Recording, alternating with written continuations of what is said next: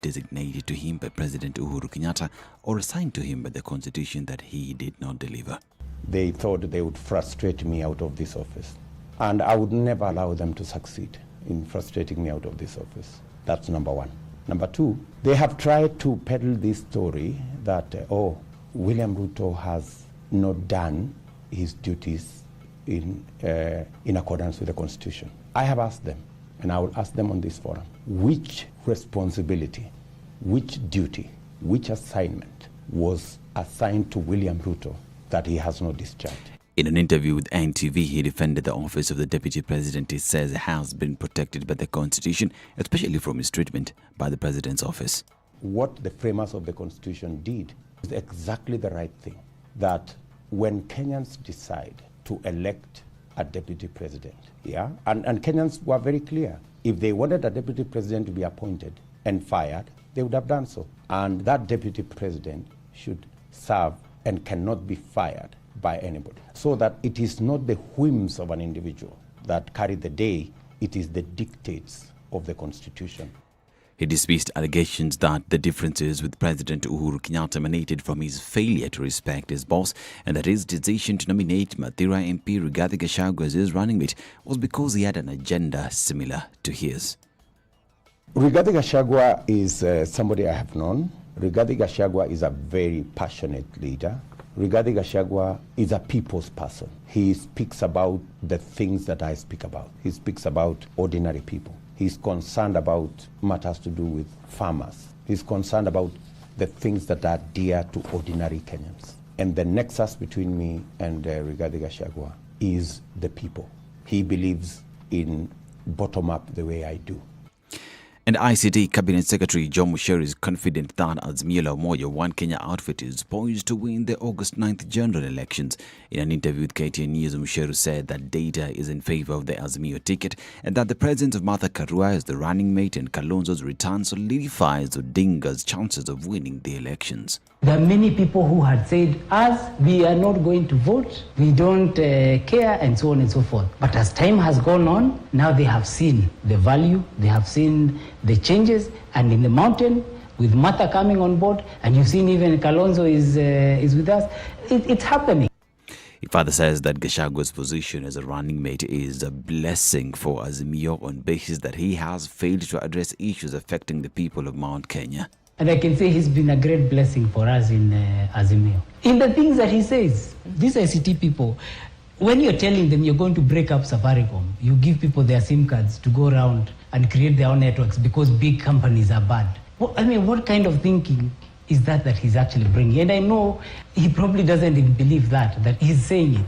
What kind of thinking is that? To say to us that what we want is open state lodge, for us to have rice and meat and soda. You know, this one the president does all the time. So it's not that it is something new. But really, for us in Nyeri, he's not even going to ask for more roads, more hospitals. He's going to ask for rice for us. Surely, he's a blessing for us from that point of view. Now, Western leaders affiliated to Kenya Kwanza have promised to mobilize 90% of the region's votes for Deputy President William Ruto in the August 9 polls. Kakamega Senator Cleophas Malala said the 70% people have been talking about is on the lower side, saying they will surpass the target, but in return, DP Ruto must also keep his side of the bargain and reward the region with 30% of government if elected. His sentiments were echoed by ANC party leader Musalia Mudavadi, who said Kakamega County has spoken in a statement of finality that Kenya Kwanza is forming the government come August 9th elections.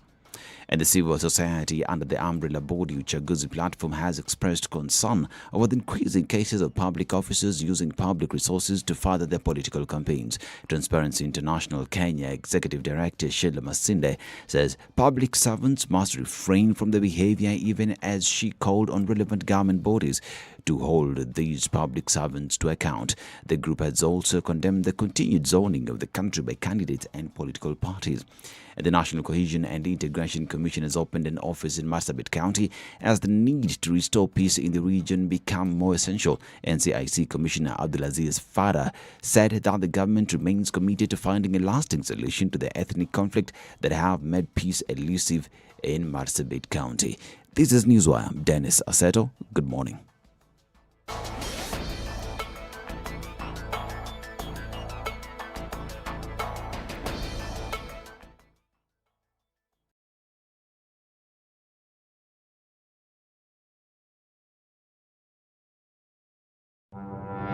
I hope you don't believe that a hustler is a poor person.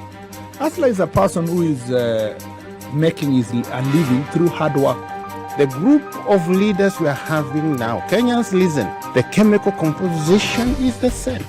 You will mold them to ODM, then NASA, you mold them to Kano, mold them to Jubilee, mold them to any other different color sometimes, but the chemical composition is the same. It's not about me as Nurdin Haji, but it's about the constitution that I swore to protect. So when individuals attempt to hoard those powers and they want to be investigators and also prosecutors, then of course I have to defend that position, because that position is in the constitution and that's what Kenyans wanted. I'll tell you what happens is that when you ignore court orders, you're creating and quoting anarchy.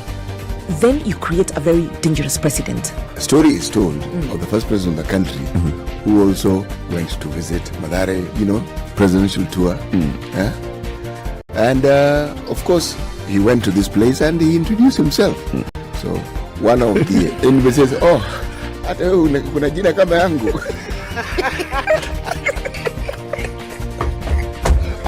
The Situation Room, Kenya's biggest conversation.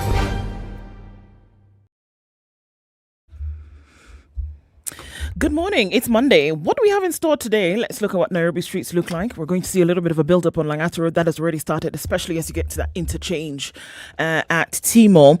What's going on Jogoo Road this morning? We're looking at traffic already building up as of now. I'm going to get to the roundabout and then go towards Landis. It shouldn't be too much of an issue, but we're already seeing that build up will happen on the Thika Superhighway as well. Let's take a quick pick at what is going on there. And yes, it has already begun. We're looking at way past the Utali Drift now. There's that inching of traffic. Bumper to bumper has already begun as we get out towards the Pangani underpass. We'll see that build up quite some. Wangari Maathai not looking too bad right now. Let's look at coming off Waiyaki Way in Westlands. That's looking all right. James Gishuru free and clear as you get to the junction. Won't be too much of an issue right now, but we're likely to see that build up getting closer and closer to 6:30. And so let's take a circle back and look what happens then. Outer Ring not looking too bad now. North Airport Road coming off Mombasa Road approaching Outer Ring. It doesn't look too crazy either. Looks like we're starting off Monday morning not too bad a position. Let's keep an eye on what will go on through the morning. Talk to us on SpiceFM KE on Twitter. Text 40127.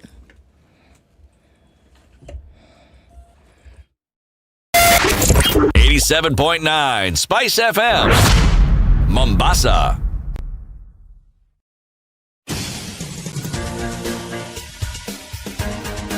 This is the Situation Room, the home of hard-hitting political commentary and penetrating insights about the state of the nation. This is a talk radio experience like no other. The Situation Room, a place for hard truths, debates, and elevated conversations. The Situation Room, witty, political, engaging, deep, controversial. In the room, we have C.T. Muga, researcher, academic, seasoned political observer, a fountain of wisdom in these politically uncertain times. Ndu Okoh, Nigerian by birth, Kenyan by choice, communications expert, Pan-Africanist, a truth seeker and believer in people power, and Eric Latiff, agent provocateur, the man in the chair, seasoned journalist, news hound, a man who believes in punching up, not down. This is the Situation Room. The only way to start your day. At a few minutes after 6 o'clock. Actually, it's not a few, it's many. It's 6 minutes after, rather 9 minutes after 6 o'clock. How about we do that switch up of a thing this morning on the 13th of June, 2020. I was going to say 2023.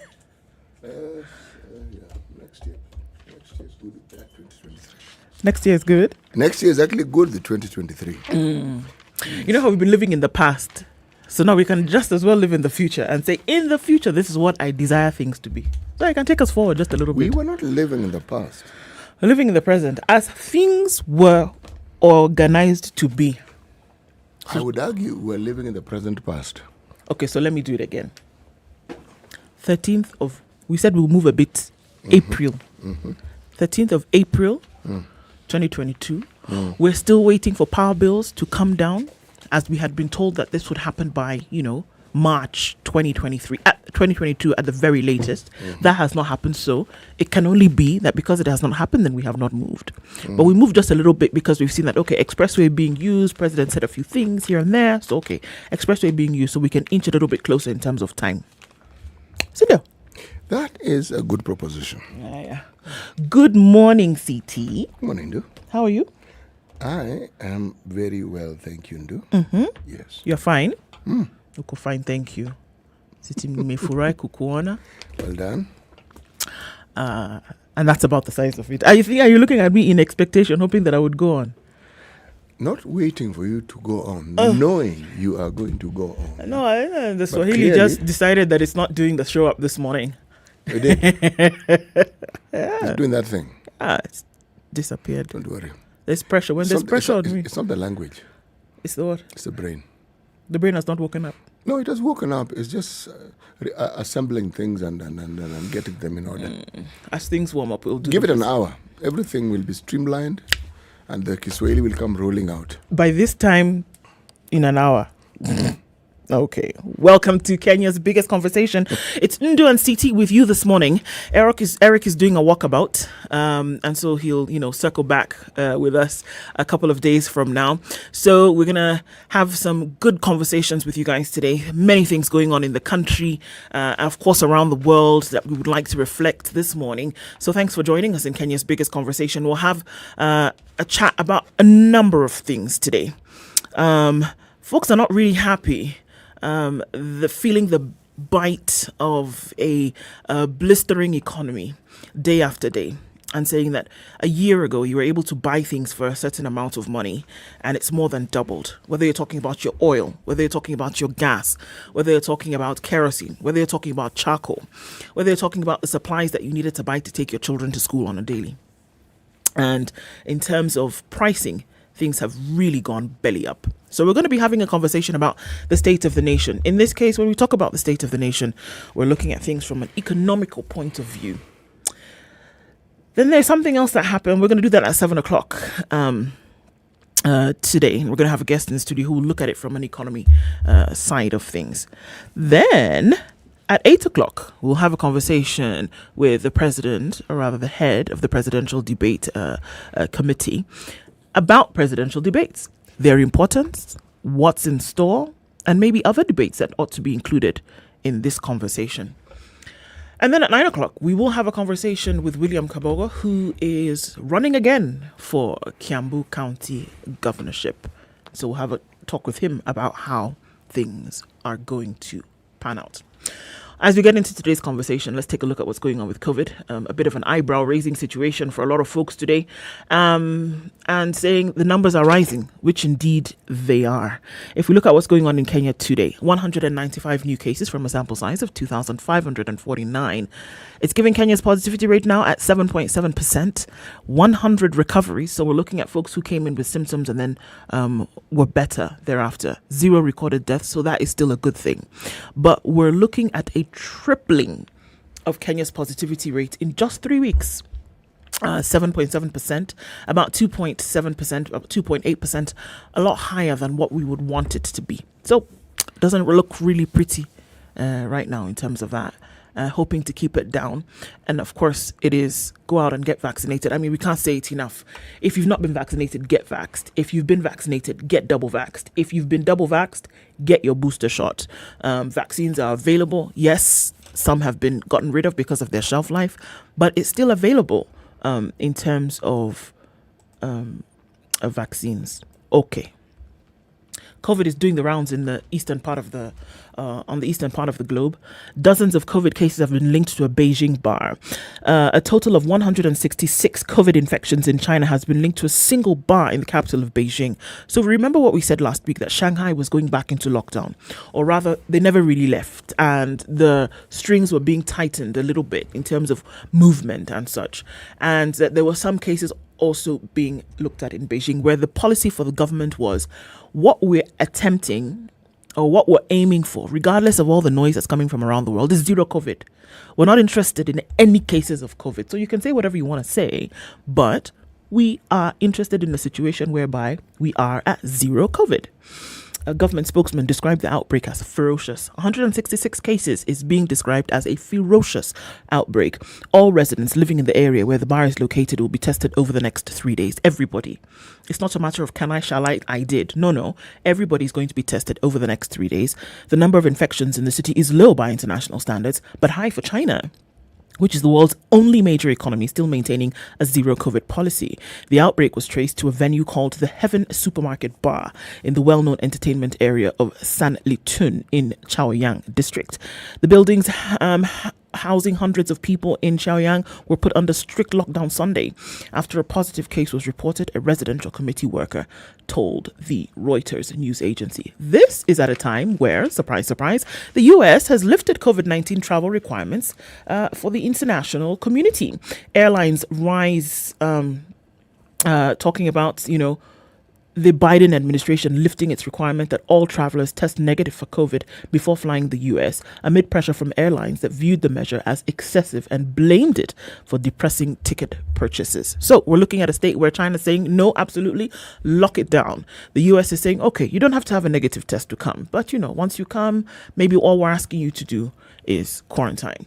That is what it looks like in terms of COVID right now. We're going to take a look at the weather in a short while, and then we will say hello to you depending on where you are in the world this morning. So CT, that's what it looks like in terms of COVID. That's what we have. All right, we're going to take a look at the weather in a short bit and come back and say hello to you for those of you who are online.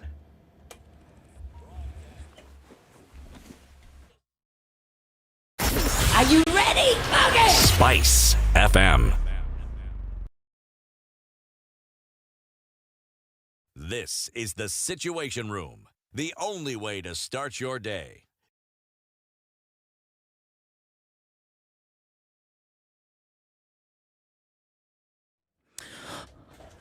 All right, 16 degrees and mostly cloudy conditions in Nairobi. We'll see highs of 23 and lows of 15.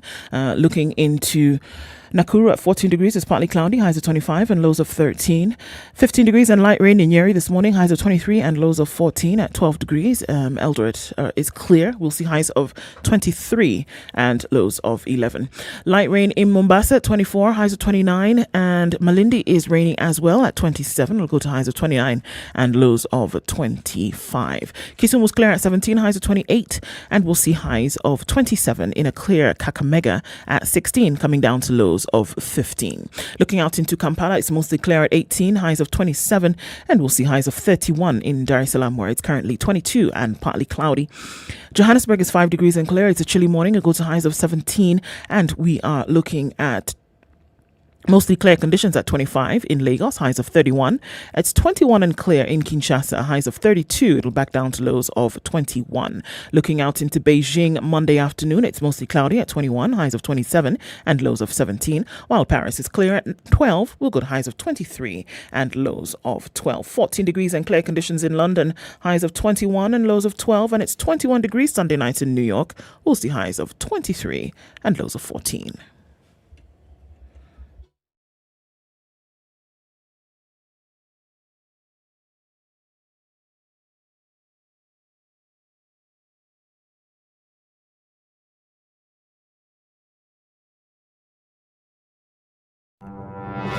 If I'm found guilty, there is no problem. I'm willing to serve. I have no problem. Jails are meant for human beings. They say a society gets the leadership it deserves. If you have a corrupt, crooked and rotten society like we have in Kenya, then of course they will get that kind of a leadership. I think the president should dissolve parliament. That's the best solution at this moment in time. Dissolve parliament. All of you go home. Yes, we all go home. How are we encouraging other people who might have new and creative ideas? Young people who are making money without any government help. They are just buying their own bundles. They are going on TikTok and making money. KRA is coming after them. I've been in parliament for 15 years. We have been unable to pass the gender law. And yet no presidential candidate is talking about it now. Because we are fake. The truth is, all the men refused to vote for that law. What did Sonko do to Pumwani maternity hospital? Yeah, he with cleaned his it up. own money. Cleaned it with his own money. That was him as an individual. Yeah. And I did not say he was cleaning his own money. I was saying he cleaned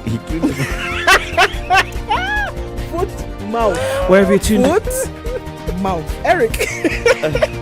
Mature, intelligent talk every morning. Spice up yourself.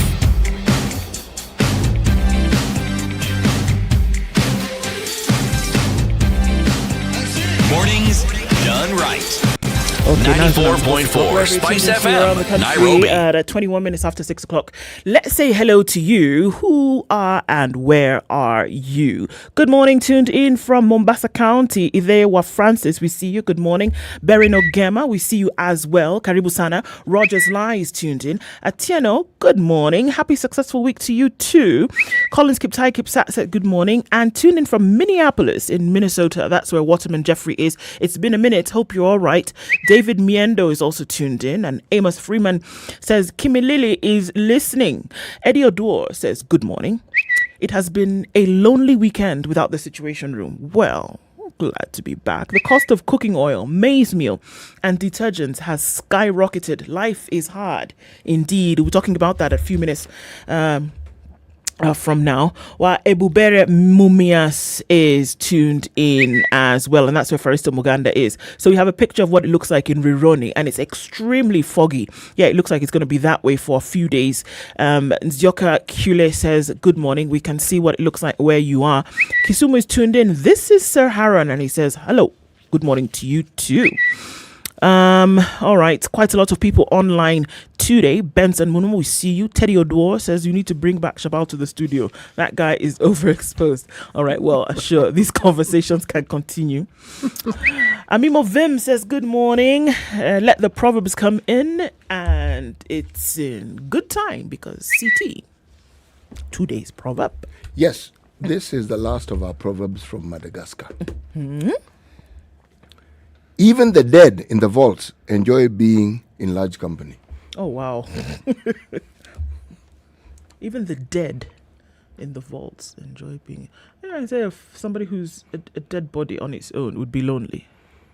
Well, that's why you have graveyards. That's why you have cemeteries. That's why you have vaults.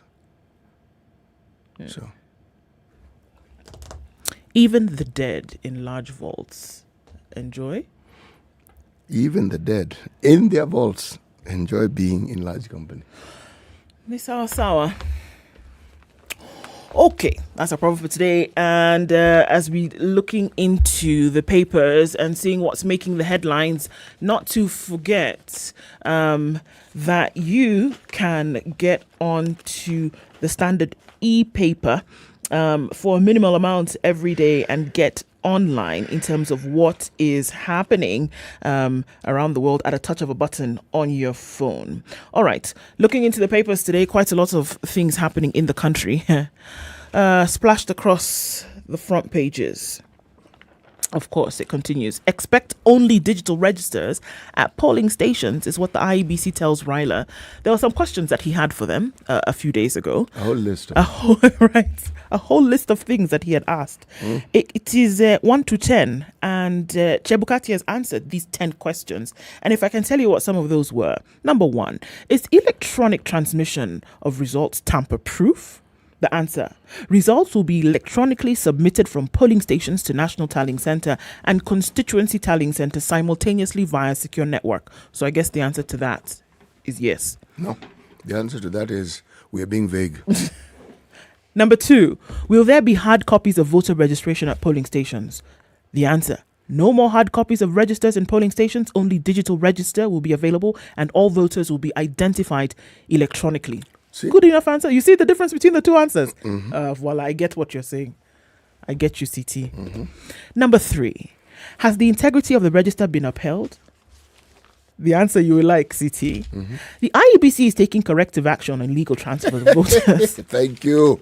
Including implementing recommendation of KPMG audit. Right. Cases of illegal transfers are not as many as claimed. Sawa. Number 4. What exactly have they said? There. Sawa. Exactly. Take it as you. Yeah. Okay. Number 4. Okay. What is the outcome of audit of voters register? This is the answer. Commission to receive final KPMG audit report on the 16th of June and engage stakeholders on June 17th. So this one you will know. So we don't know, so we can't tell you. When we know, we will tell you. That's a good enough answer. Yes. Okay. Number 5. What are the alternative transmission plans for areas without 3G or 4G? The question. The answer. The Commission will deploy satellite modems in 1,111 centers subject to availability of funds. So we are planning for it if we get the money. If we don't get the money, okay. Number 6. Will returning officers' names be shared with political parties? The answer. Sharing of names of returning officers with political parties is no longer necessary since they are now permanent officers. So you know who they are anyway. Number 7, is the firm printing ballot papers competent? The answer is Inform Lycos South Africa has the capacity to deliver without subcontracting information that is delayed in Nigeria. Election is unfounded. So the issue was that this same firm that you're using was used in Nigeria as well. And claims have been that maybe there was some mago somewhere. Mm-hmm. And Raila... Mago is the equivalent of hanky-panky. There you go. All right. So Raila is asking, is this firm competent? And he said, look, these claims that have been made about the firm previously, those claims are unfounded. We have seen that they've been able to do their job and they can deliver. This firm that we have chosen can deliver. So those questions you're asking us, no thank you. The next question. Has IEBC irregularly delegated some roles to Smartmatic BV Holdings? And the answer is the Commission only shared technical specifications to the bidder. BVR data has been migrated from the previous company, Ednah, to Smartmatic. So I don't know if that's an answer, yes or no, but since we are following in fine fashion. Number 9, what has the Commission done to address the technology capacity? The answer. The KIMS kit info is to be locked to specific polling stations with a QR code specific to them. The Commission is auditing its technology. So maybe we'll be able to answer this question when the audit has been completed. And the final question. What has the Commission done to address ghosts of 2017 as flagged by the Supreme Court? The Commission drafted legal reforms and submitted them to Parliament, embarked on institutional reforms for all its directorates, and increased its stakeholder engagements. So those are the answers that have been given by the IEBC to the question that Azimio presidential candidate through his people had asked. By the way, yes, those biometric systems, depending on what you buy, specific to the need, are extremely reliable. Yes. They are not given to breaking down. They are not given to suddenly going off because there's dust. They are resilient. Okay? Save for the glitch that technology tends to have from time to time. And even though when we kick up, when we pit a fit and kick a fuss about these things, the truth of the matter is, the number of times we see that glitch isn't often. Unfortunately, with our elections, we are informed of glitches that people have considered fundamental. Like at the so-called National Tallying Center. When suddenly everything goes blank. Now that sounds more like somebody switched something off rather than a glitch. Glitch is when you can't determine certain things, you reboot it. You can't control either. Yes, and someone comes in and it's sorted out and life goes on. Okay? But now, how to convince the voter that this system, which in my mind and in my experience, because I've used biometric systems in research work, they are reliable.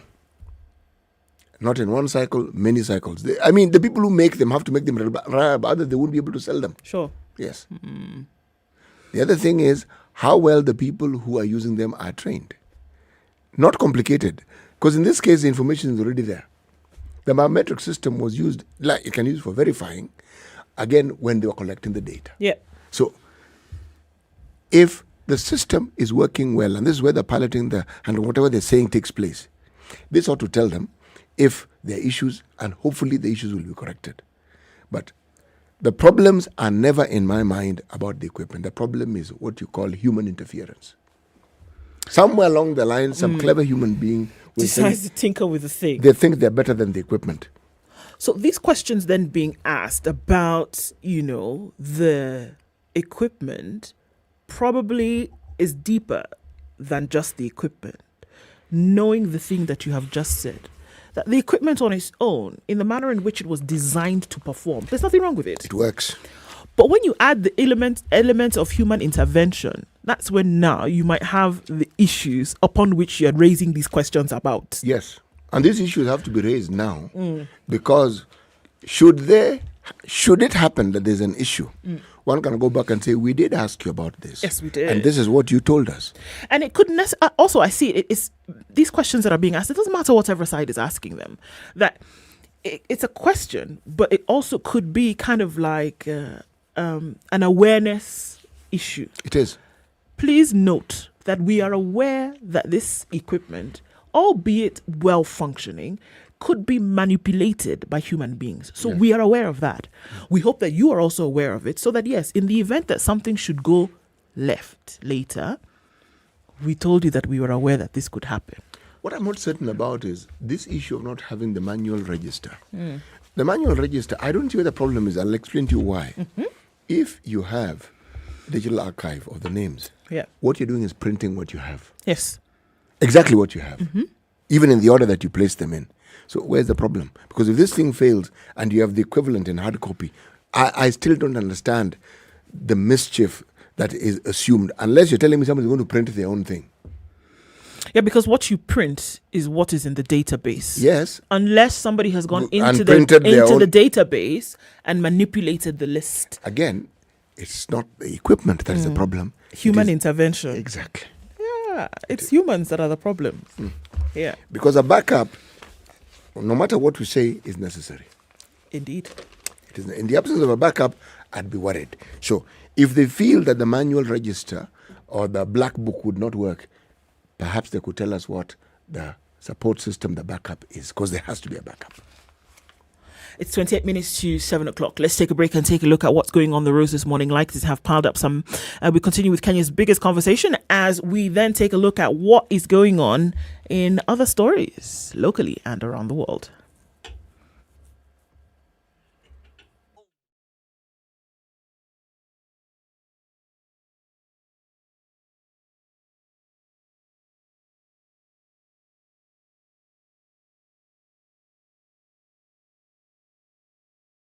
The following takes place between 6 a.m. and 10 a.m. Forgiveness is always conditional. Even before God, there's nothing like unconditional forgiveness. Government doesn't pay you pension until you retire. In fact, they have no money for you. The day you retire, they look for it. This country is punishing many young people. These young people are more susceptible to be deceived, to be taken advantage of, and they're more susceptible to be bought off. Let us also talk about where we want our country to go. You know, we are a population of very young people. We're in a state of capture. The judiciary is under duress. Parliament is in the pocket of the executive. You don't sit and wait for the regime to topple itself. It will never do so. By the way, let me tell you, these guys are so persuasive. I'm telling you, they can persuade you to sell your grandmother. I'm telling you, they can sell sand in the desert. Say, has anybody on this program said to you as a guest, say, "Oh, shut up, we don't want to be told what to do"? Have you ever that kind of? Has anybody been I will not listen. A bit of advice because you're working on the premise that we should all pay. All right, at a few minutes after 6:30, we're looking at traffic already building up on Langata Road. On Jogo Road, that started early, so we're likely to see that pick up as you get towards Landis. Some action as you get towards the Kamkunji roundabout and onto Haile Selassie. It's really heavy on the Thika Superhighway. That didn't take time to pile up at all. We're looking at bumper-to-bumper traffic all the way from Utali out then towards the Pangani underpass. It's also started to do the thing on Kiambu Road today, and we're looking at it going easily past the Pipeline Estates. Coming out of Western's not too bad right now. We will see that pick up. James Gishur is performing really well. Not too much of an issue, at least not at this time. Let's look into the eastern part of the city. We're coming off Juja Road and then joining towards Outer Ring. Manyanja is building up. On the eastern bypass, we're looking at some action there. There's a spillover from Mombasa Road to North Airport Road and then onto Outer Ring. All right, not too bad this Monday morning. Let's see what happens at 7 o'clock. Might be a totally different story. Let's keep our wits about. Let's Let's Talk on SpiceFM KE on Twitter. Text 40127. Let's keep things moving this Monday.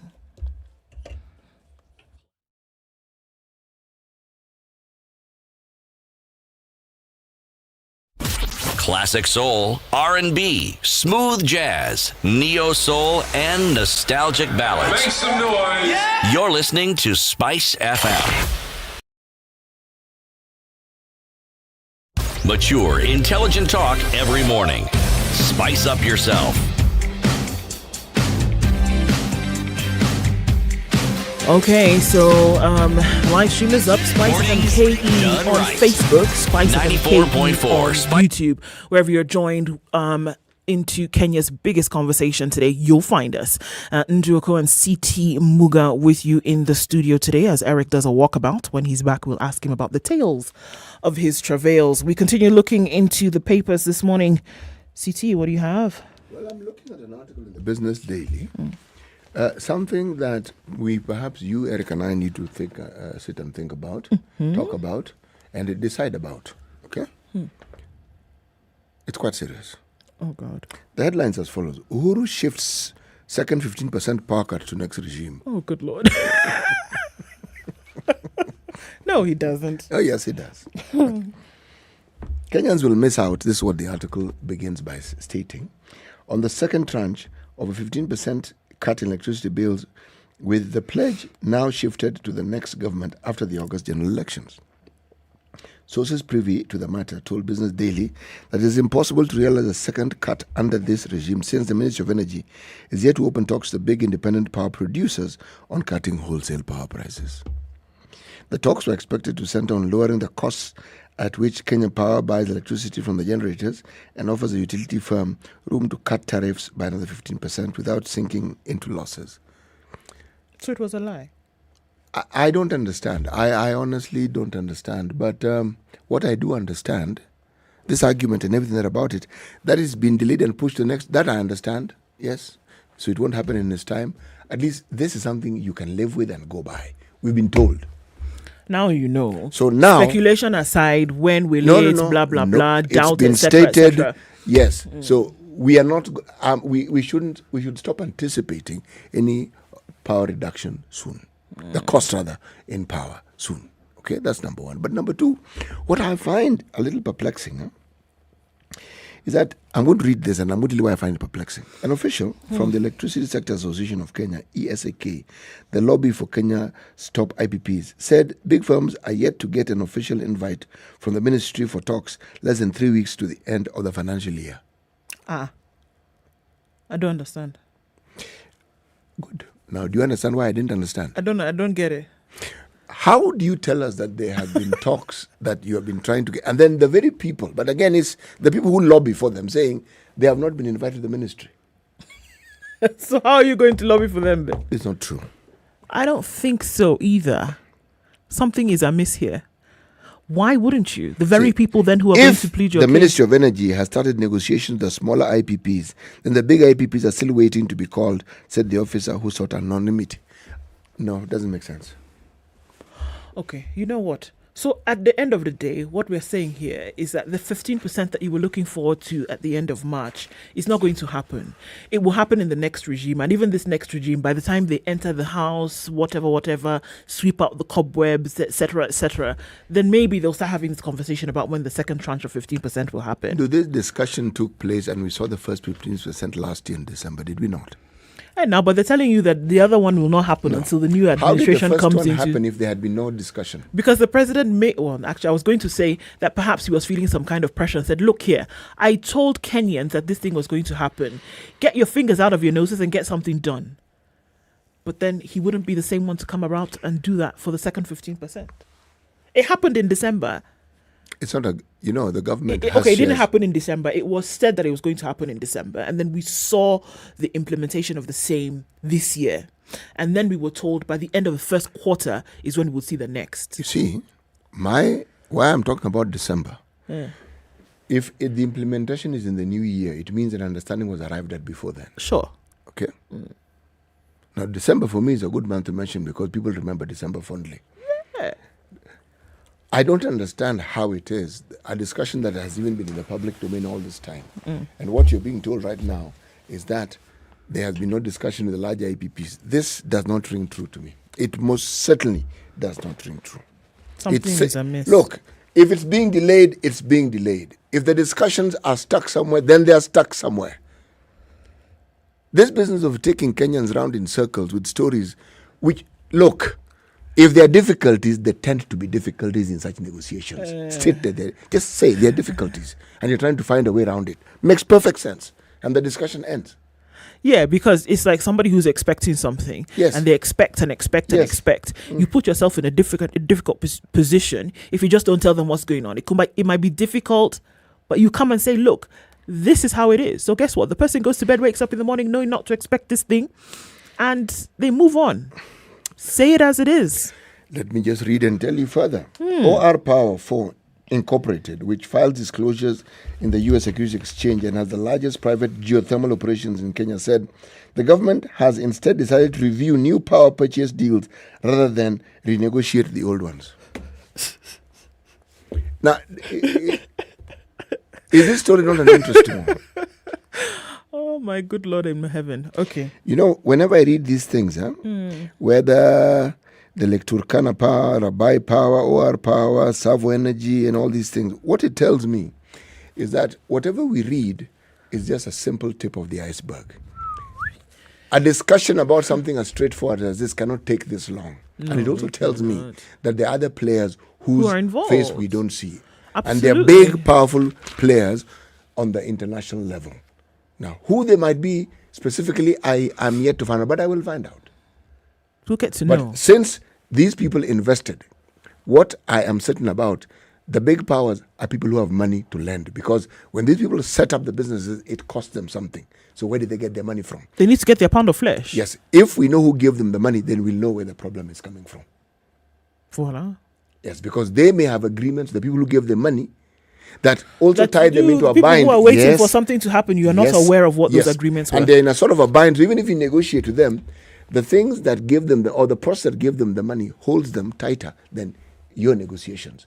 So it is in terms of the pecking order, you here who is begging for 15%, you really don't matter. So you've got the power and we've got this agreement with you that gives us that whatever. Just wait. We'll talk. We'll twiddle this. We'll twiddle our thumbs. We'll talk about this and the other. But this thing is not being resolved tomorrow or the day after. Sheesh. Okay, let's talk about something else that was resolved. That was a bit of a sore thing for people. 684 million shillings. City, turn to your neighbor and say 684. 684 what? Million shillings. Million. That's right. Okay. I continue. Yes, please. It's Relief, the organization that I like to refer to as KNEC.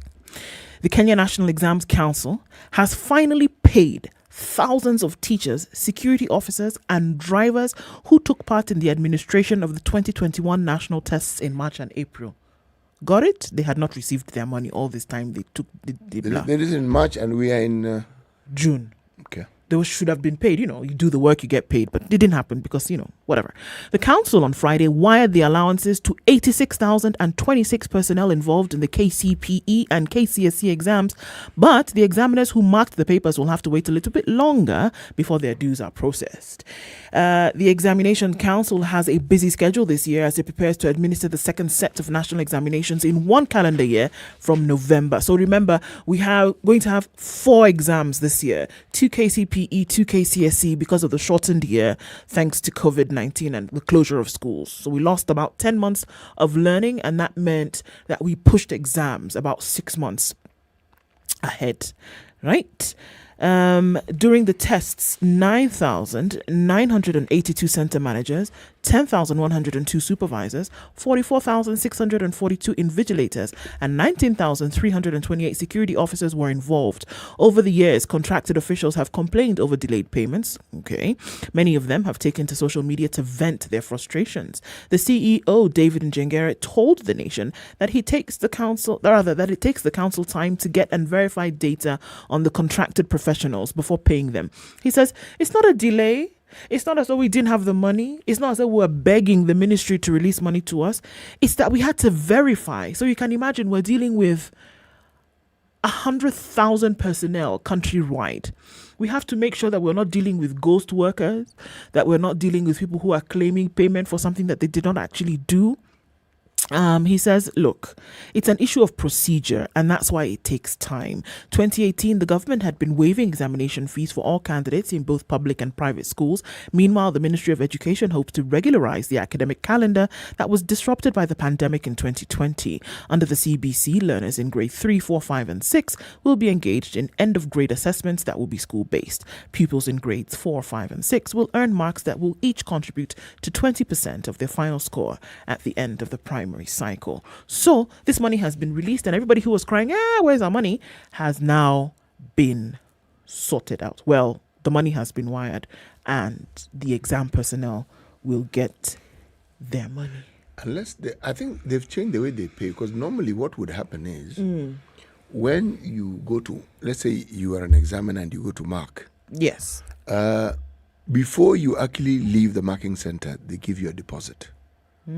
Yes, 10, 20, 30, no, it was never 10, it was around 20, 30% of what is due. Right.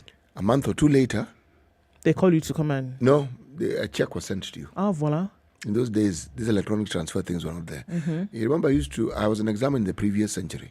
You've had quite a romp in the yard, CT. Yes, I have. Okay. Yes. So this is what they used to do.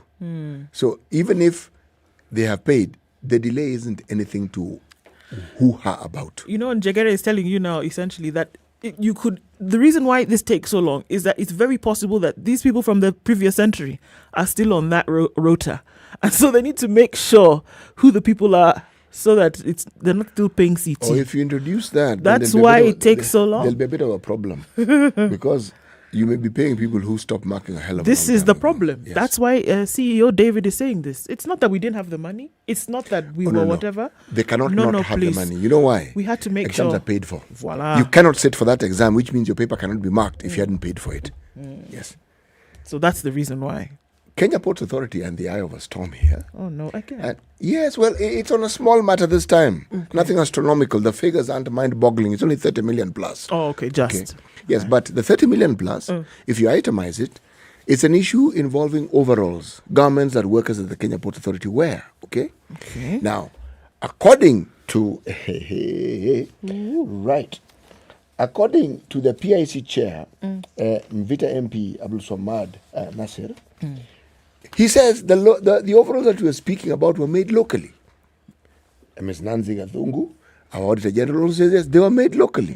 Why? Because on further inspection, they found the labeling was local. However... Don't tell me. I can almost guess. Yes, you can guess.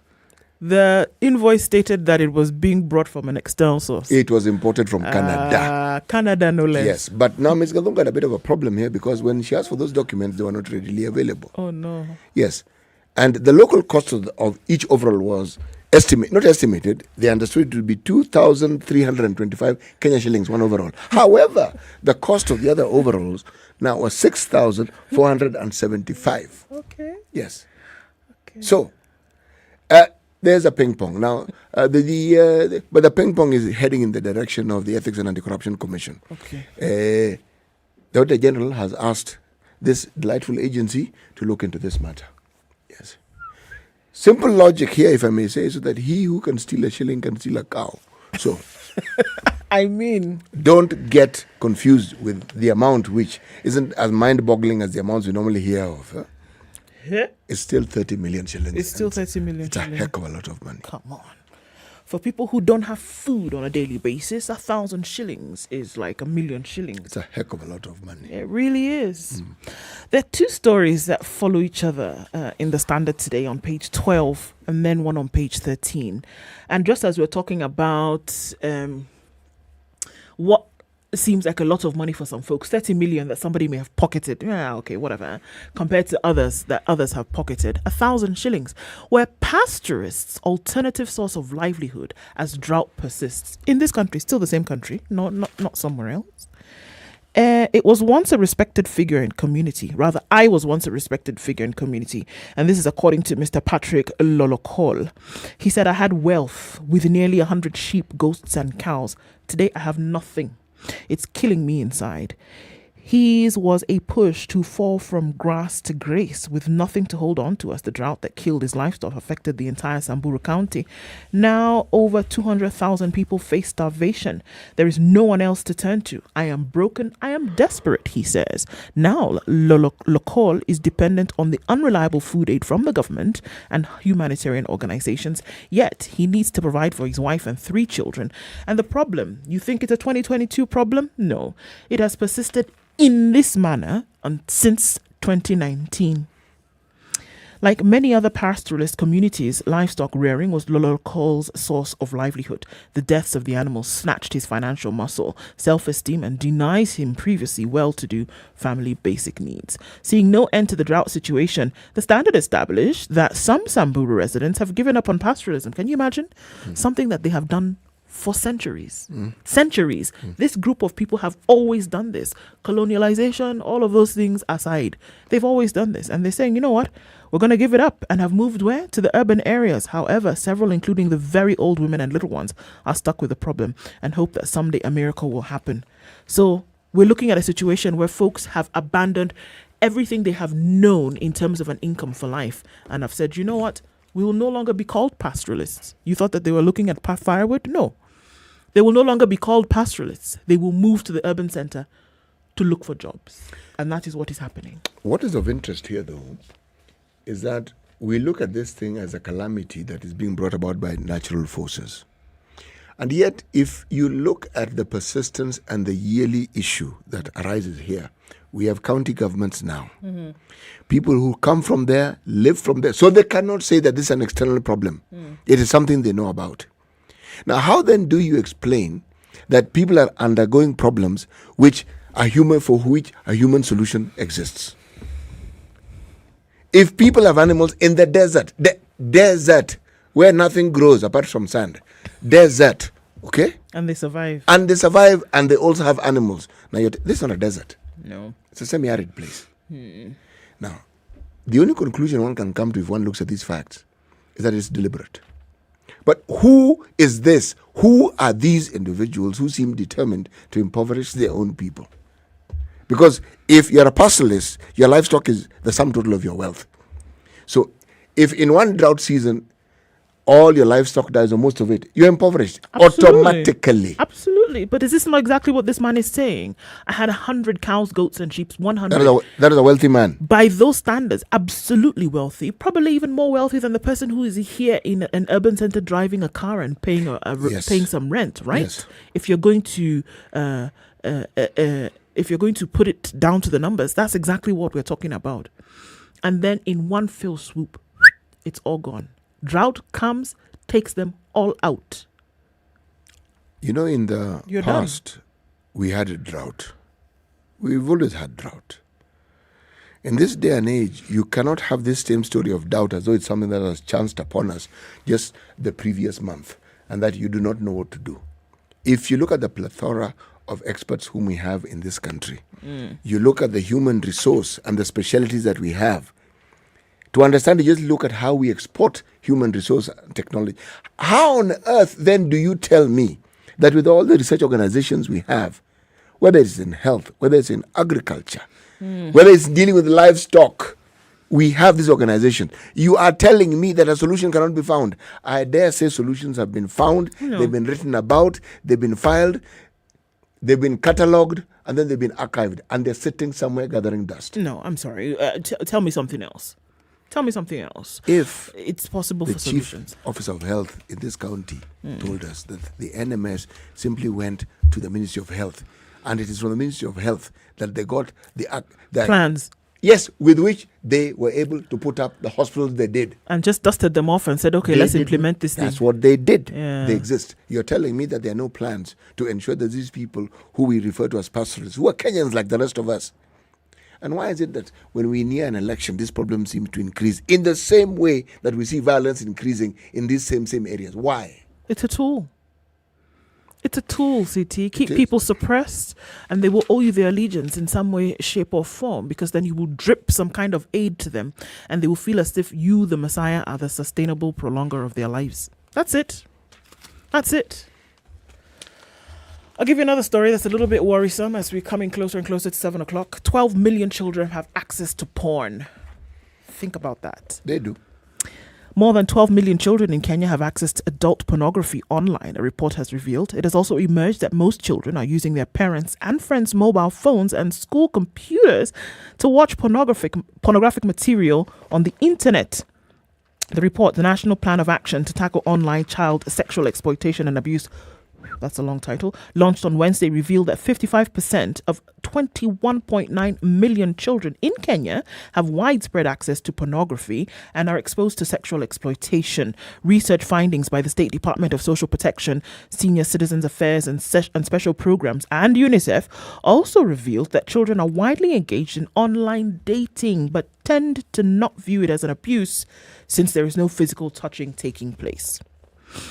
During the launch on the report in Nairobi, several stakeholders expressed concerns over worrying trends of children being subjected to online abuse and sexual exploitation, with online grooming being the biggest reported by the association. Online grooming is defined as the building of a relationship of trust and emotional connection by an adult with a child or a young person for the purpose of manipulating, exploiting and abusing them.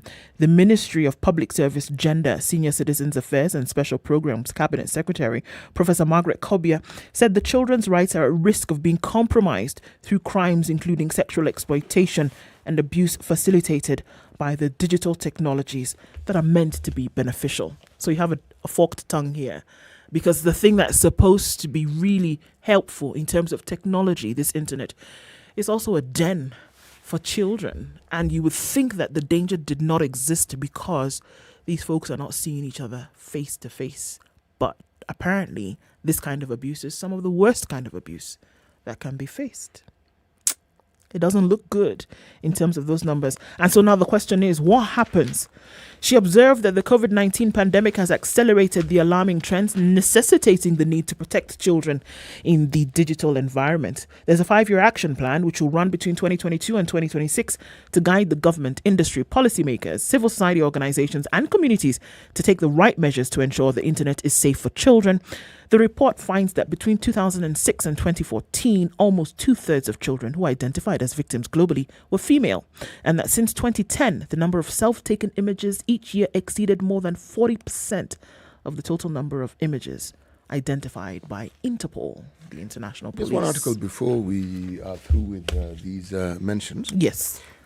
Headline in the Standard on page 3. School teaches fathers to show love bond with their daughters.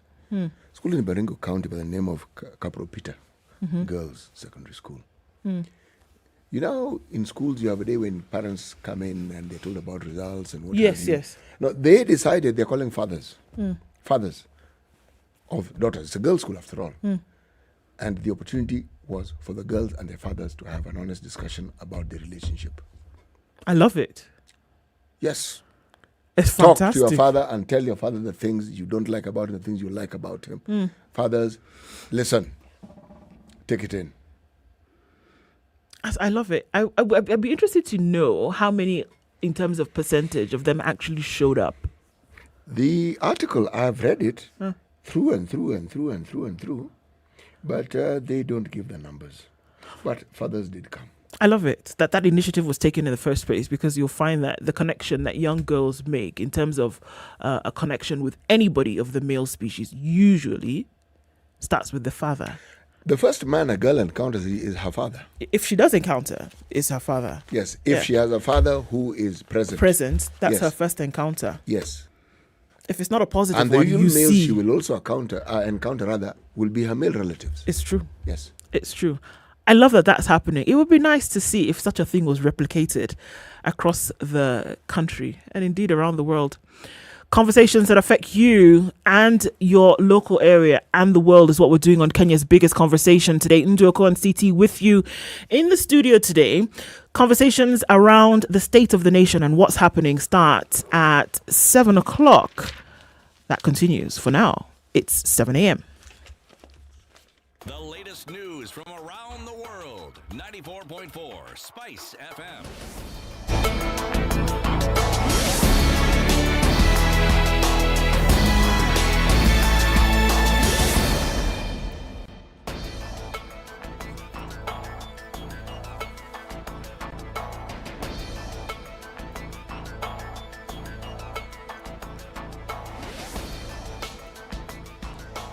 Good morning. This is Newswire. I'm Dennis Aseto.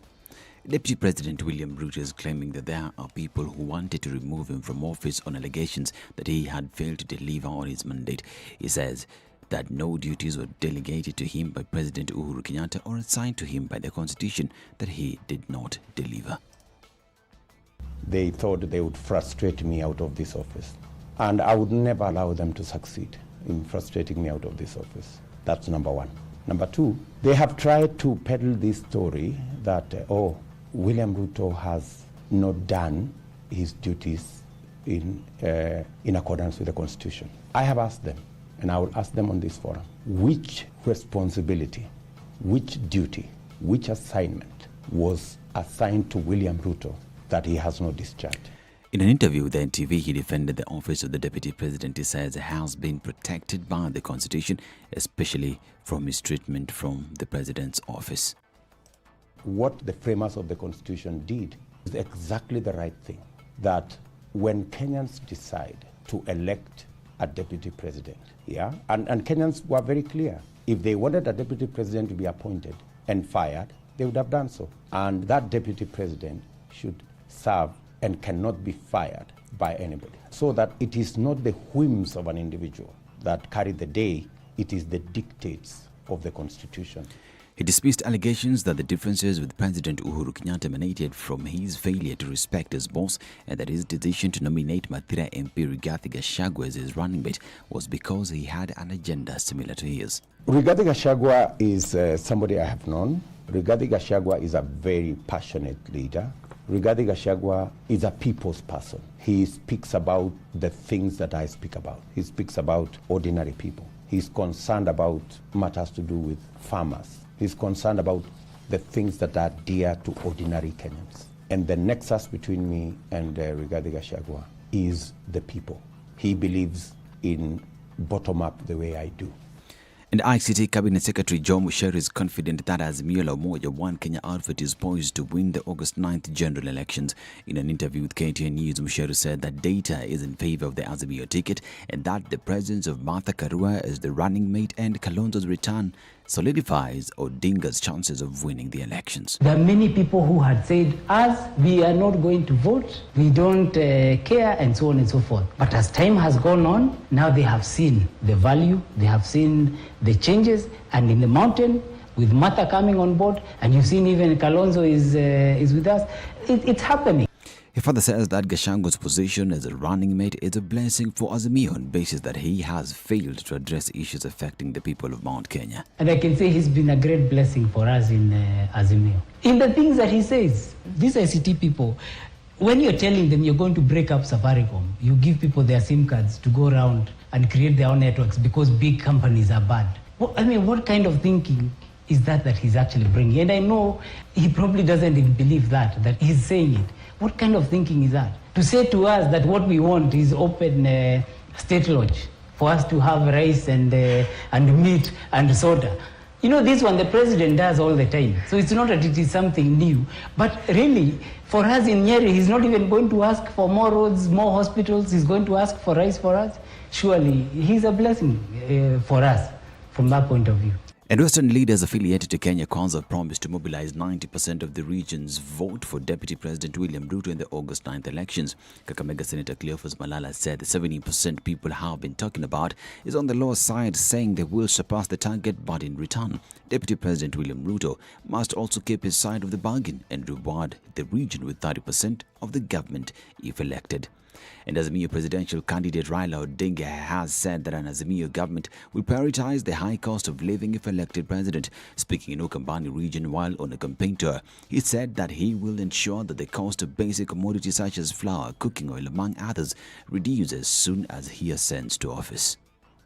Mwaka 2013 mlitupiga sisi hapa kura kwa fujo sana, sio? 2017 mkapiga kura tena kwa fujo sana. Walipoleta ile ya marudio, kasema watu wetu wakae nyumbani, mlikaa nyumbani. Sasa mara hii sisi tumerudi tena. Na hatujachoka. Tuliambia nyinyi ya kwamba tunalelekea Canaan, sio? Na sasa 2022. This is Newswire. I'm Dennis Aseto. Good morning.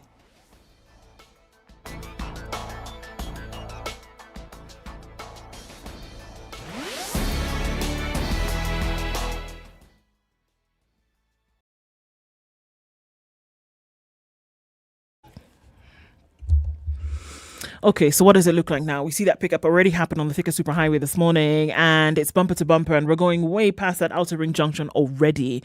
And it's doing the thing on Langata Road as well as you get to the interchange, just at that T-Mall. That's already looking like madness. What's going on Jogo Road? We're looking at Makadara out through towards Landis at the roundabout, and that's already doing the thing. Haile Selassie coming off of Kamkunji is not too bad, but we're looking at Uhuru Highway really picking up as you're getting into the city.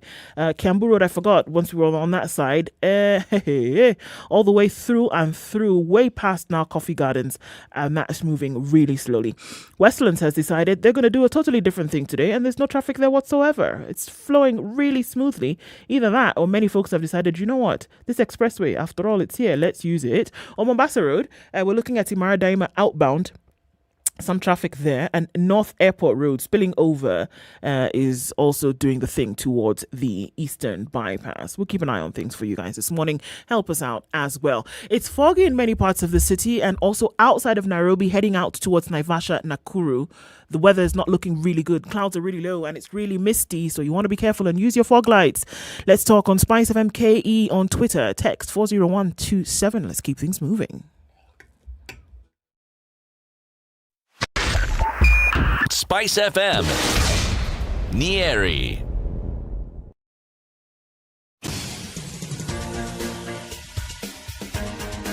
This is the Situation Room, the home of hard-hitting political commentary and penetrating insights about the state of the nation. This is a talk radio experience like no other. The Situation Room, a place for hard truths, debates, and elevated conversations. The Situation Room, witty, political, engaging, deep, controversial. In the room, we have C.T. Muga, researcher, academic, seasoned political observer, a fountain of wisdom in these politically uncertain times. Ndu Okoh, Nigerian by birth, Kenyan by choice, communications expert, Pan-Africanist, a truth seeker and believer in people power, and Eric Latiff, agent provocateur, the man in the chair, seasoned journalist, news hound, a man who believes in punching up, not down. This is the Indeed, Situation. it is the only way to start your day, and we're doing that a few minutes after 7 o'clock, 8 after 7 on Kenya's biggest conversation on Spice FM this morning. Where are you tuned in around the country and online as well? Our live stream is up on Spice FM KE on Facebook and YouTube. Your comments coming in on Twitter as well, and we are with you in this conversation. Our guest for the hour is already in the studio this morning, and before we get into that conversation and introduce him, let's hear today's proverb. This is our last proverb from Madagascar. Mm-hmm. Even the dead in their vaults enjoy being in large company. You know, I looked at the other side of that and I said, you know, at the end of the day, folks don't like to be alone. Yes. Loneliness is a thing, even in death. It's odd, but if you look at the way we human beings go our business, the thing that keeps popping up and keeps confronting us is that we are social creatures. The things we do, the way we go about them, the very thinking, our structures, our being. And even when we see off our dead, same thing. There are people who are buried alone, but you're never really alone. Even if it's private land belonging to individuals or families, there are other people who will be buried there with you. That's it. And that's why burial grounds from time immemorial, from antiquity, have always been hallowed grounds. It means there's been that understanding that even with the dead, the very things that they did when they were alive, being in communities, when they're dead, again, you're taken to another They're still in communities. Yes. Interesting. Speaking about communal issues, the state of the nation is one that quite a number of folks have been concerned about over the last few months. We're looking at a year in which things have been really difficult. We've seen people put their receipts from, in this case, supermarkets or from, vendors where they normally buy things and do a comparison between what they bought in 2020 and what they bought in 2021 and what they have now, unfortunately, in many cases, not been able to buy in 2022. We've looked at the state of things, unfortunately, not look really good for very many people. And so we're having a conversation this hour about the state of the nation. And our guest in the studio this morning Suba Churchill is the coordinator for the National Civil Society Congress, and he's also a political analyst, and he joins us to have that conversation this morning. Suba, good morning. Good morning. Karibu sana. Asante. Welcome to the hot seat. Yes. In this case, we're not throwing issues at you, but we're discussing a hot topic today and trying to look at, so where are we in terms of the state of things in the country today? And I guess interesting to hear from you first in terms of civil society, what the heartbeat is about really what the state of the nation is today. Yeah, thank you very much, and I'm glad to be here. The state of things from the civil society point of view, of course, is one of empathy. We, on a daily basis, get confronted and get requests from, children, KCP leavers who are unable to join secondary school for one reason or the other, a lot of it because of poverty. Parents unable to, fend for their children. We get to know that, whenever any, polling is done and Kenyans are asked what is really of priority to them as at now, we recently saw the latest indicating that 64% of Kenyans think that the state of the economy is quite horrible for them. They can hardly put a morsel of food on the table, and people are barely, struggling to survive. And so we view that as Kenyans' way of setting the agenda, and more so at a time when, politicians are all over the place, also making promises. And so part of the challenge that we face is how do we help the citizenry to link up with what the political class is saying? Are there promises in tandem with the priorities of the people? And so if anyone wants said to win any elective position and does not appear to address those things that citizens consider as more pertinent, then they are likely to lose. And so that is where we are at as a sector, yes. It's not a good picture. It's not. It's not one of the best pictures in many years. We have had, of course, inflation rising. You saw the Kenya National Bureau of Standards statistics indicating that, inflation is no longer at the walking stage. There are different stages of inflation. It's pacing and it's almost galloping at the pace of a horse. And so when you have inflation between 3% and 10%, that really should be a cause for worry. And that's where we are at. Prices of essential commodities have gone up. We got concerned again when the latest indications were that those prices are likely to go up even further. And so we are heading towards hyperinflation, which in many societies have led to riots and instability. And so it's a security concern that people are not able to feed themselves.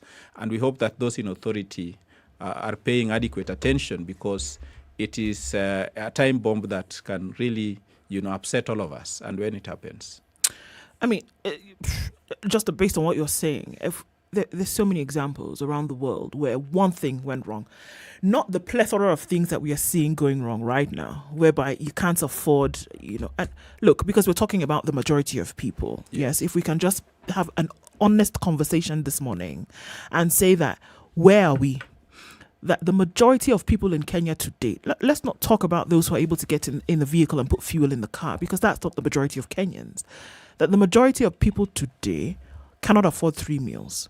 That if faced with a medical emergency today, unfortunately, you would not be able to handle it on your own. Not even an emergency. If somebody was sick today and if you went to hospital, that likelihood of the medicines, for example, or the treatment that you were prescribed, you would not be able to get all of it out of your pocket. If there arose a situation whereby you needed to travel from point A to point B, likelihood of you being able to do that at the snap of a finger is much lower than it would have been 3 years ago. That's the state that so we're looking at many things all happening at the same time. But then you give an example of other countries where people have gone into the streets when something happened. Chile, the cost of transport tripled in a very short period of time. They went and they said, if we cannot afford to use this metro, nobody will use it, number one.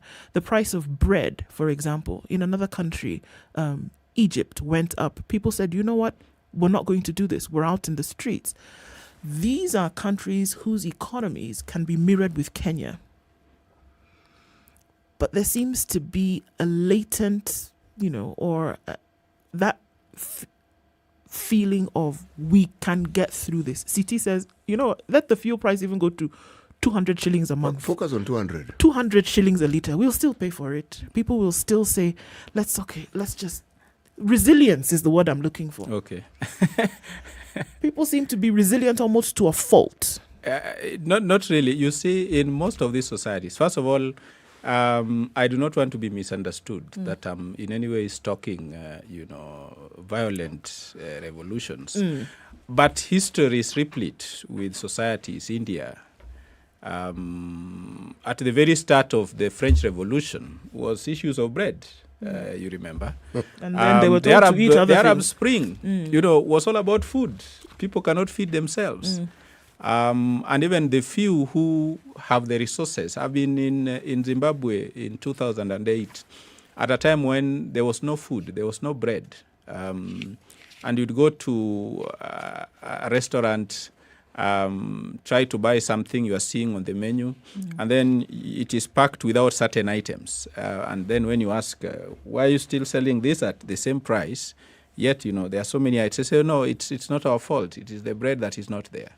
And so societies all over the world, there is a tipping point that perhaps as a country we have not reached, and we hope we do not reach it.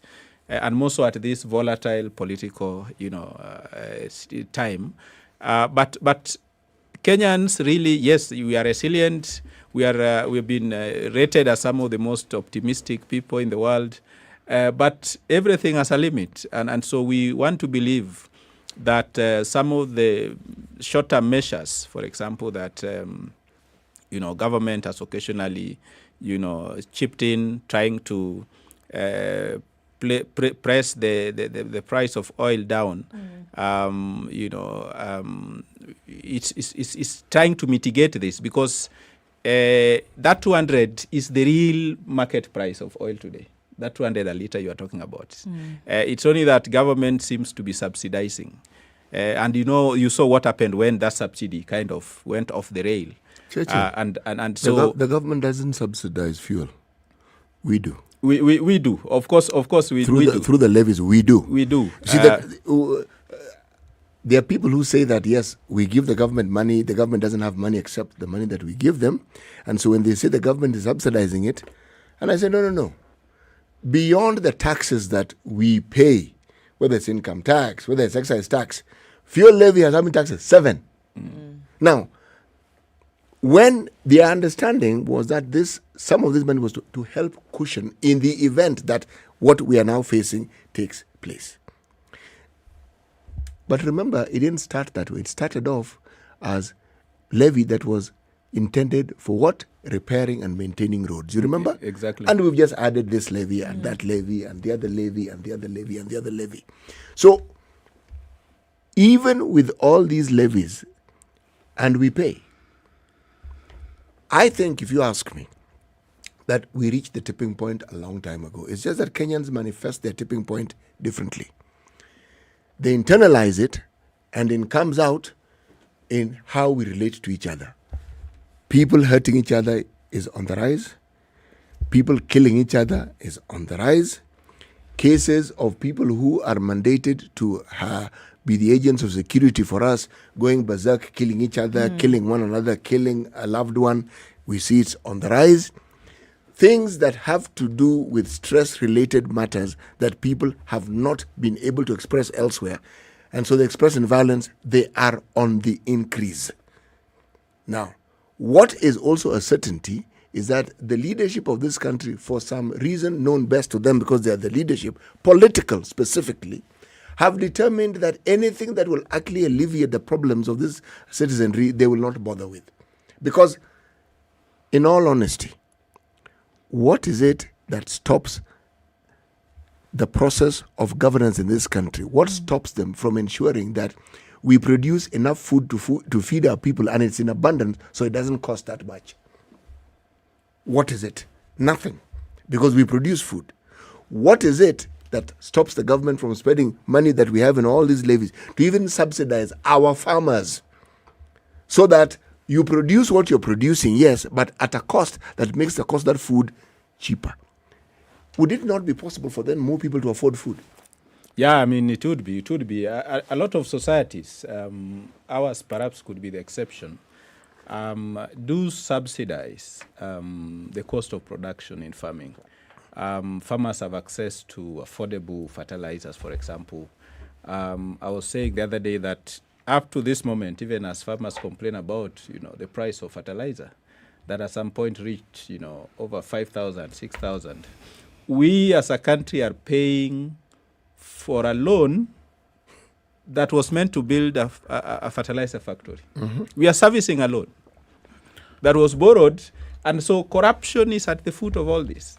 When leadership, when you see leadership not able to, address those basic things, it's because they know the extent to which they are responsible for the state of things, corruption. Even when we, farmers in Eldoret, was in Gishu, Kitale, and elsewhere, produce enough maize for this country. And that maize is left to rot as politicians, the same politicians, import maize because, it is, the duty has been removed, and so they want to make a kill on the plight of, emaciated people. We have had in this country Kenyans, despite the hardships, pooling resources to respond to the needs of people in Turkana County, for example, whom we have always seen, at the verge of, dying of hunger at a time when, there is plenty elsewhere. And so it's all about government policy and of course, lack of administrative efficiency. And it's deliberate so that you create a crisis where there is ideally should be none. And that is the state in which we are, that there seems to be no coherent, even when you look at this year's budget, look at how much has been allocated to agriculture. Yet ideally, even as we wait for Kenyans in the diaspora to come to our rescue with their remittances, one should invest in our economic mainstay, which is agriculture, and we don't see much of that. Today, agricultural courses are some of the least popular in the universities because people think that it doesn't pay, to invest in agriculture, to be an agriculturalist, to be an extension officer.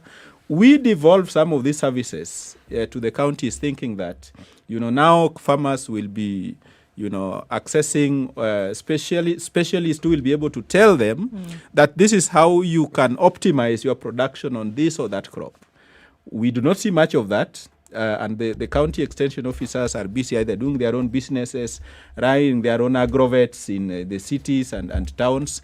And so that is where we are at. And so there is really not much investment. And so what has resulted from that is this state where, Kenyans are not able to feed themselves. We have invested so much in infrastructure. It's a good thing. But when infrastructure is only concentrated in the cities, and not in agriculturally productive areas where farmers will be able to say, this is my produce and this is the road I'm able to get to the market at less expensive prices, and so that farmers in Nyahururu, for example, do not have their potatoes rotting in the farm or tomatoes in Kajiado rotting in the farm because of lack of rural access roads. So I think we really need to get our priorities right, and I think that is where government has failed. We have all these legacy projects, and of course our president is about to retire, and so he seems to hold them so dear that even when, people are dying of hunger, for him it is about, how people will remember him, and it's about, the postcard side of the city, where people can pose for photographs and where, international guests and heads of states and governments can be able to see that, wow, Kenya is really developing or developed. Yes. It's interesting that you say this, because my thought has always been that the true picture, even as you talk about the postcard side of the city, that the true picture of a country is the one who's not able to eat, is the one who's not able to send their children to school, is the one who goes to medical facility and then they don't get the care that they need, not because it's not available, but because and in some cases not available, but then they're not able to afford it. That for me is the true picture of a country. That the least vulnerable, the most vulnerable in society is the image of the country. That is what it looks like. Exactly. I mean, Nelson Mandela once, said something that I keep on remembering during such moments. He said, the true character of a person is how that person treats those who are unable to do anything for him, those who are not able to extend a favor. How you treat them becomes, your true character. And so when you juxtapose that against, the state of the nation, you come to the conclusion that, the true state of the nation and effectiveness of any government, and part of the reason why Kenyans put in place governments, and we are about to do that on the 9th of August, is to be able to address some of these, policy-related issues that all of us cannot sit in one place like we used to do in the days of gone by, and make decisions that affect communities. We are now a very complex society, and that's why we elect people into leadership. Unfortunately, this leadership, once they become comfortable, and as they are about to be from the 9th of August, they forget about all these promises they are making, all these pledges they are making, all the agenda that citizens set for them. And I think part of our responsibility as civil society, and perhaps we have also failed citizenry on that, is being able to bring back those issues that Kenyans raised, that politicians made, that those promises that politicians, and say, look, you said you would deliver on this. To what extent have you done that? And I think over the years we have been doing that, but more recently, as civil society, we have not been as effective in galvanizing the citizens' agenda and bringing back on the table where decisions are made, so that politicians do not, get comfortable and forget, some of these, very, very pertinent concerns. It appears that our politicians, perhaps more than other politicians, or if we compare them with the West, need that reminder. In fact, I wouldn't say a reminder. I wouldn't even say a prodding. They require a wake-up call, because you are paid to pass laws, you are paid to oversee. And these things happen in your watch. How do you explain a situation where there's an overproduction of milk and farmers are spilling it, tomatoes rotting? Is it not just simple common sense that either you build cooling plants or you have the facility, refrigeration, where all these agricultural products can actually be kept so that they have a longer shelf life? I mean, there are so many things that can be done to ensure that the farmer's life is made easier, and that food then can be taken to other places where it is most needed. Exactly. I mean, and that's where we have all got it wrong. Look at how, occasionally when you have a downpour in this city, residents of Nakuru are get evicted by flash floods. Yes. And yet that water can be harvested, and yet we watch. Yet the same people, politicians would have buses, distributing water, the same water that has killed and washed away people, chicken, and their own investments. And so we are in a situation where, the economic planning, which has always been an appendage of the National Treasury. I do not understand why a ministry as critical as economic planning has always been an appendage. It's either devolution and planning. Yes. It's either National Treasury and planning.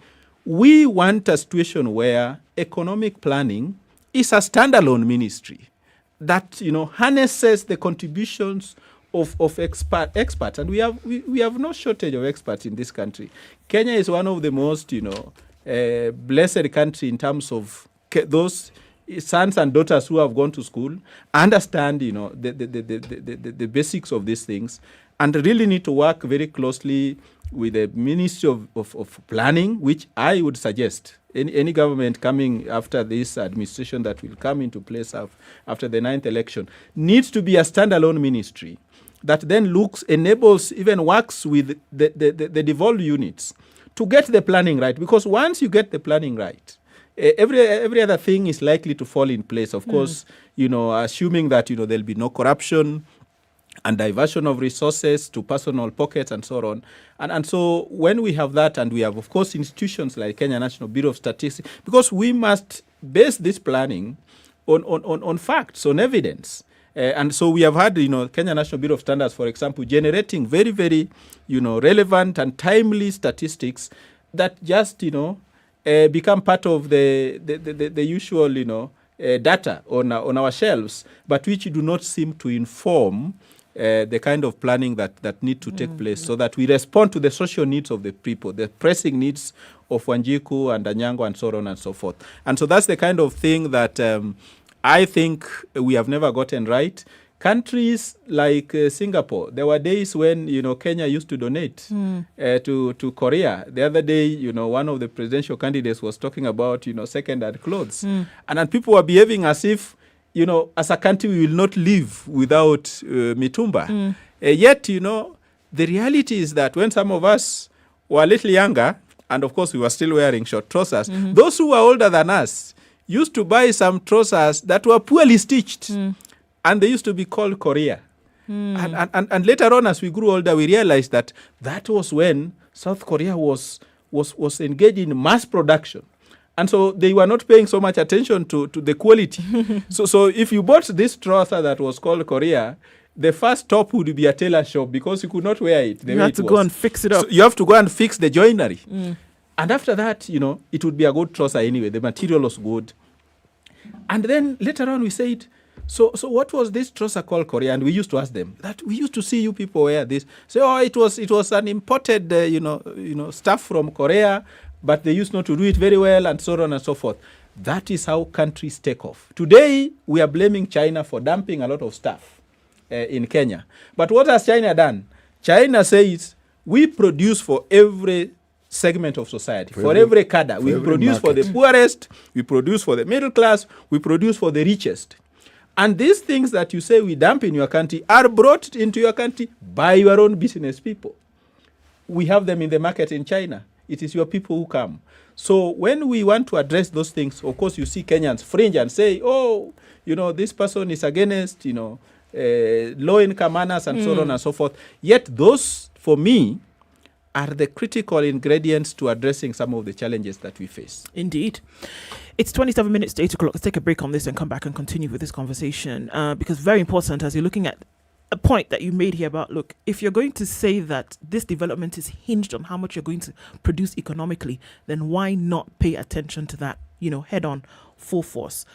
Let's continue with the conversation. We'll take a break right now, but got to remind you, or rather, let's just tell you, it is June. That's the month that we're in now. And June belongs to the fathers at Sarit Center.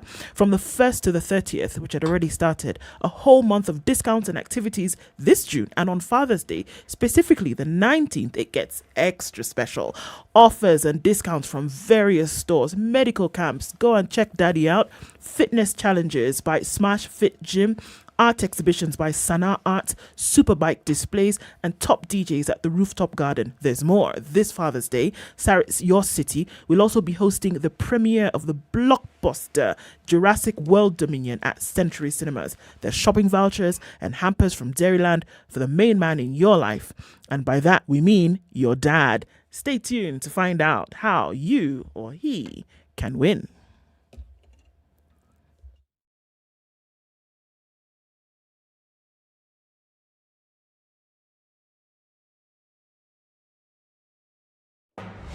The following takes place from 6 a.m. to 10 a.m.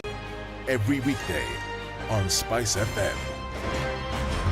This nation has never healed genuinely from the 2000-2008 violence. We've never had a healing process. We've swept it under the rug. Let me tell you, the handshake was the most disastrous political event in the history of country after the coup attempt of 1982. There's no Kikuyu pothole, Luo lack of water, right. or Kamba, lack of traffic. Yeah. There is no Luya lack of drugs in the hospitals. Or Jaluo one. All our issues are the same issues. If you are in a room and just about everybody in that room has a court case or another. What impression does that give you? What are you saying? Why haven't you done it in the last 20 years? But they're telling us, like August, some miracle is going to happen. My friend, I want to tell Kenyans, you'll be in for a rude shock. The Situation Room, Kenya's biggest conversation. 15 degrees and mostly cloudy conditions this morning in Nairobi, highs of 23 and lows of 15. It's mostly cloudy at 15 as well in Nakuru, highs of 25 and lows of 14. Nyeri, light rain at 15, highs of 23 and lows of 14. And Eldoret is sunny at 13. We'll see highs of 23 and lows of 11. It's raining in Mombasa at 24, highs of 29, and we'll see highs of 29 as well in Malindi, where it's raining at 26. It'll come down to lows of 25. Kisumu is sunny at 18, highs of 28 and lows of 17. And it's sunny at 18 in Kakamega, highs of 27 and lows of 15. Light rain in Kampala at 21, highs of 27 and lows of 19. While Dar es Salaam is sunny at 22, we'll see highs of 30. And we're looking at 5 degrees and clear in Johannesburg, highs of 17. And Lagos is mostly clear at 25. It'll go to highs of 31. It's 22 and clear in Kinshasa. Through Monday, we'll see highs of 32 and lows of 21.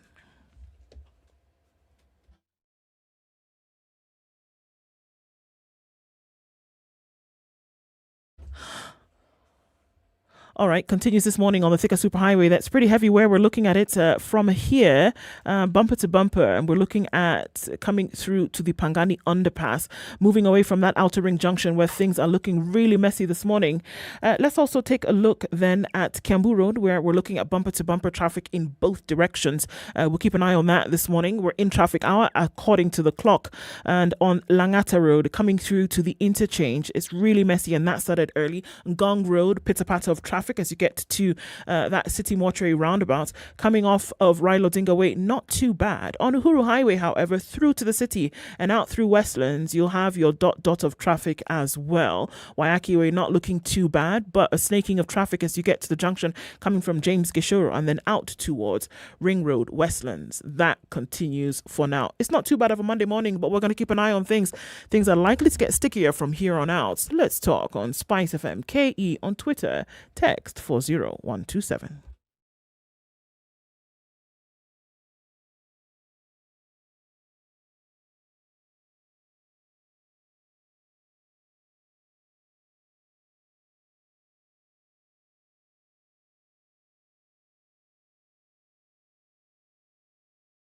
Mature, intelligent talk every morning. Spice up yourself.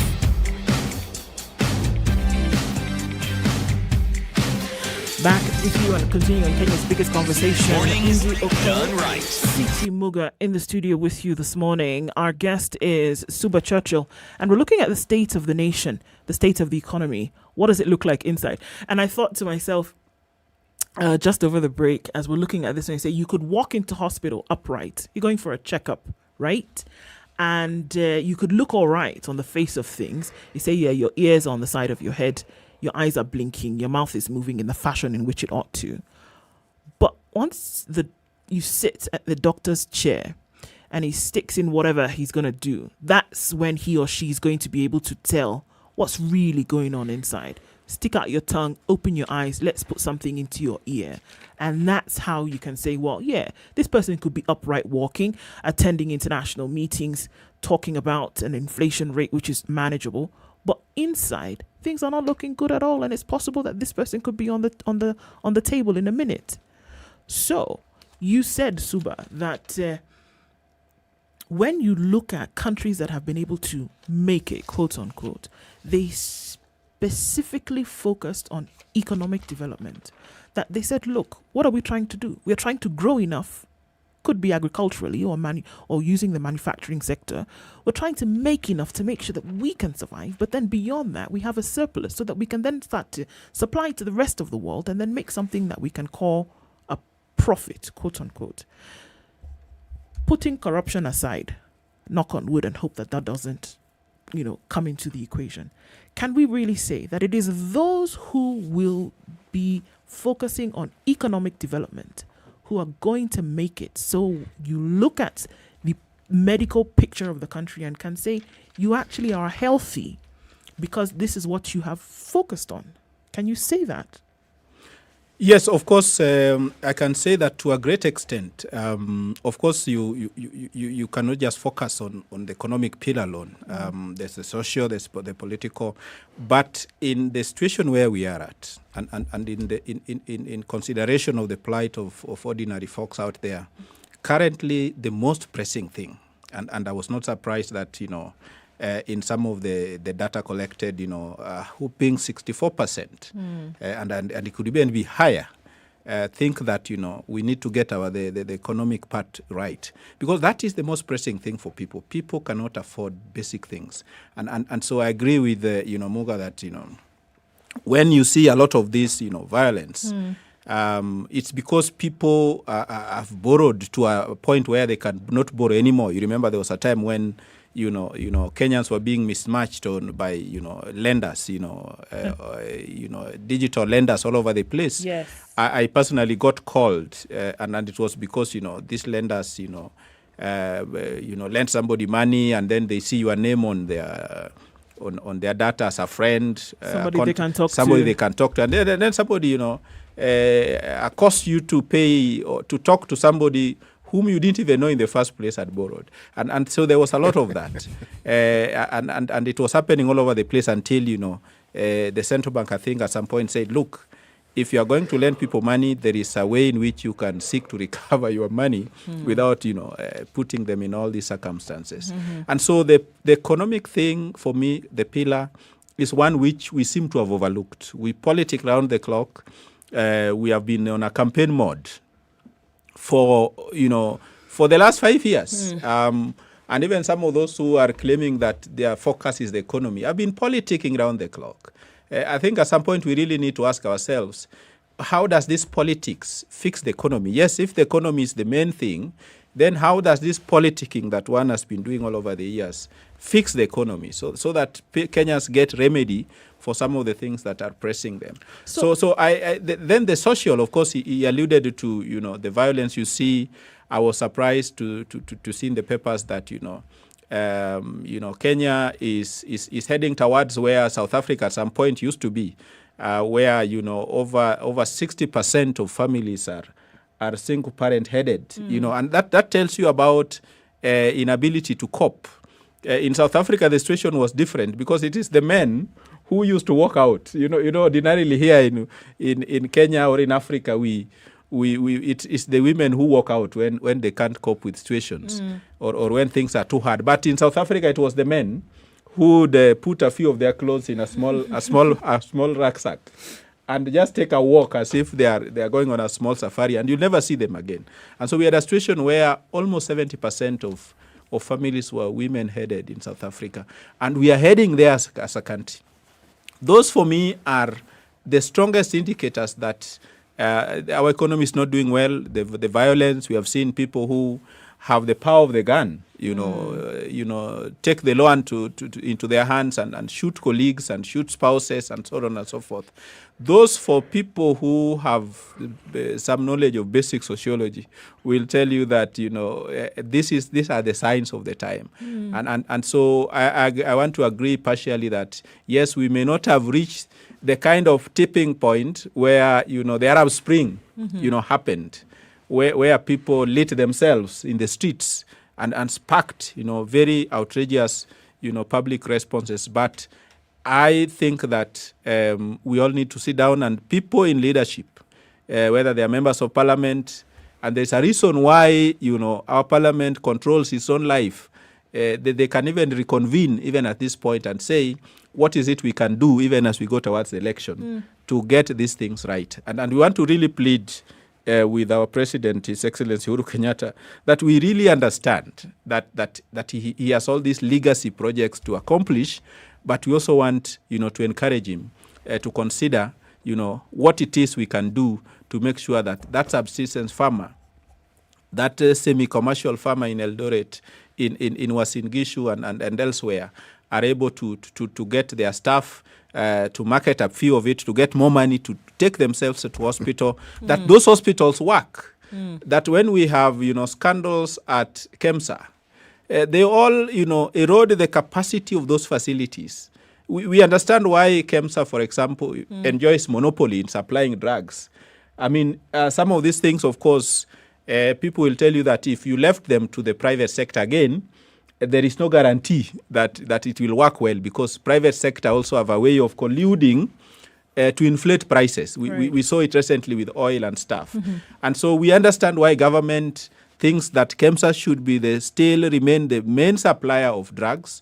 But we also want KEMSA to be run in a manner that is professional, a manner that is accountable, so that we do not have these, COVID-19 millionaires, eating into what has even been donated by well-wishers from across the world. But even as you say this, this election, where we are, and we're saying that the state of the nation is not really a good one, when we're looking at this side where the economy is tanking, people are not able to afford life.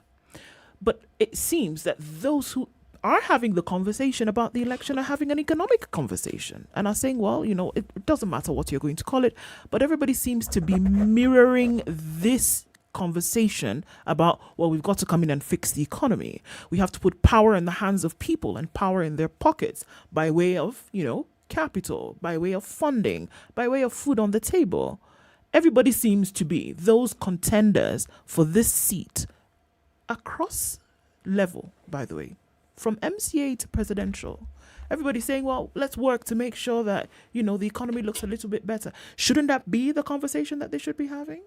It is, but are they genuine? The point is, politicians have mastered the art over the years of saying what they think the people want to hear, and that appear to resonate with the feelings and the pressing needs of the people. But do they look like those promises? And what does their history tell us? Have they had an opportunity? What did they do? That, for me, is the pertinent issue. And, of course, in a society where large segments of our people are still vulnerable, you have seen how, citizens and Kenyans all over the world are embracing augurs for presidential candidates or for governorship. And these are people whose, faces are all over the newspapers. They can see for themselves that these people have issues, corruption-related issues. Whereby, are you saying they should ordinarily, naturally kick them out and not even entertain the thoughts that they want to lead again? Tell the EACC, leave them to us, we'll sort them out. But we have not reached that level. And that's why, as a country, and I was privileged to be one of those who, was at the Bomas of Kenya, debating the constitution and saying, given our level of vulnerability and knowing where our people are at and our misunderstanding or ignorance of governance issues, we do not even understand the role of an MCA. I see in the papers, people want to be elected on their development record. Now, when you say, yes, I agree it is development, but what aspect of development does an MCA contribute to? What is the role of a member of the National Assembly? And so when we elect people because they bring sacks of maize to funerals, that, they donate generously in fundraisers, what is their core mandate? And so part of the challenge that we face even as we seek to address these socio-economic problems is that our people still have this misguided interpretation and understanding of the role of each. If we could understand that the role of an MCA is to ensure that the executive at the county level delivers, that the role of the National Assembly is to ensure that the executive at the national level delivers, then we'll be saying that we are going to elect or not elect you because we didn't see you make relevant policies, pass relevant laws, oversight the executive in a manner that made the executive deliver on his promises and mandate. And so that's where the problem is, that we have people who, still believe that as long as you have this title of honorable, then you are the permanent guest of honor in every fundraiser. And that, for me, is a problem. But I've got to ask. Of course, we as civil society have a responsibility to help the people understand. But the state of vulnerability, more so economic vulnerability, in which they are, makes all these stories, What's about, maybe we are focusing on the wrong thing, really. Because everything we're saying is what we've said for the longest time. And so Is it that the state of our nation is such that we keep making efforts that we think will bring about change, but they're the same things we've been doing and they haven't brought the change that we desire? Then you have this situation where we look at our constitution and what does it preamble? What does it tell us about this country? Who are the bosses? We, ideally, the people should be. Not ideally, simply. Not ideally, we are. We talk about politicians and their oversight roles. Yet, the state of this nation is that we have never understood that the president, the government, all arms of government, these are our employees. Our employees. And so, if we don't provide oversight and ensure, because we have the instruments to push them and to force them, we do. And the ballot is that proof that we actually do because we choose. Now, if we haven't understood that we're the bosses and we behave towards the people whom we employ as though we are the ones who are subservient and that they're our bosses, how do we think we are ever going to change? Because in my mind, it is really that simple. Look at us who are in the media. We talk about how it is that the MCA's position is by far the most important.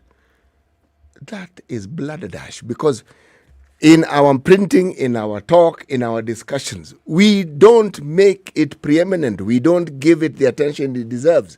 What we give is attention to the presidential aspirants, gubernatorial aspirants, members of parliament, senate. That's where. So when we talk about we knowing that the MCA position is the most important, we are lying, because if it was, it would get the prominence.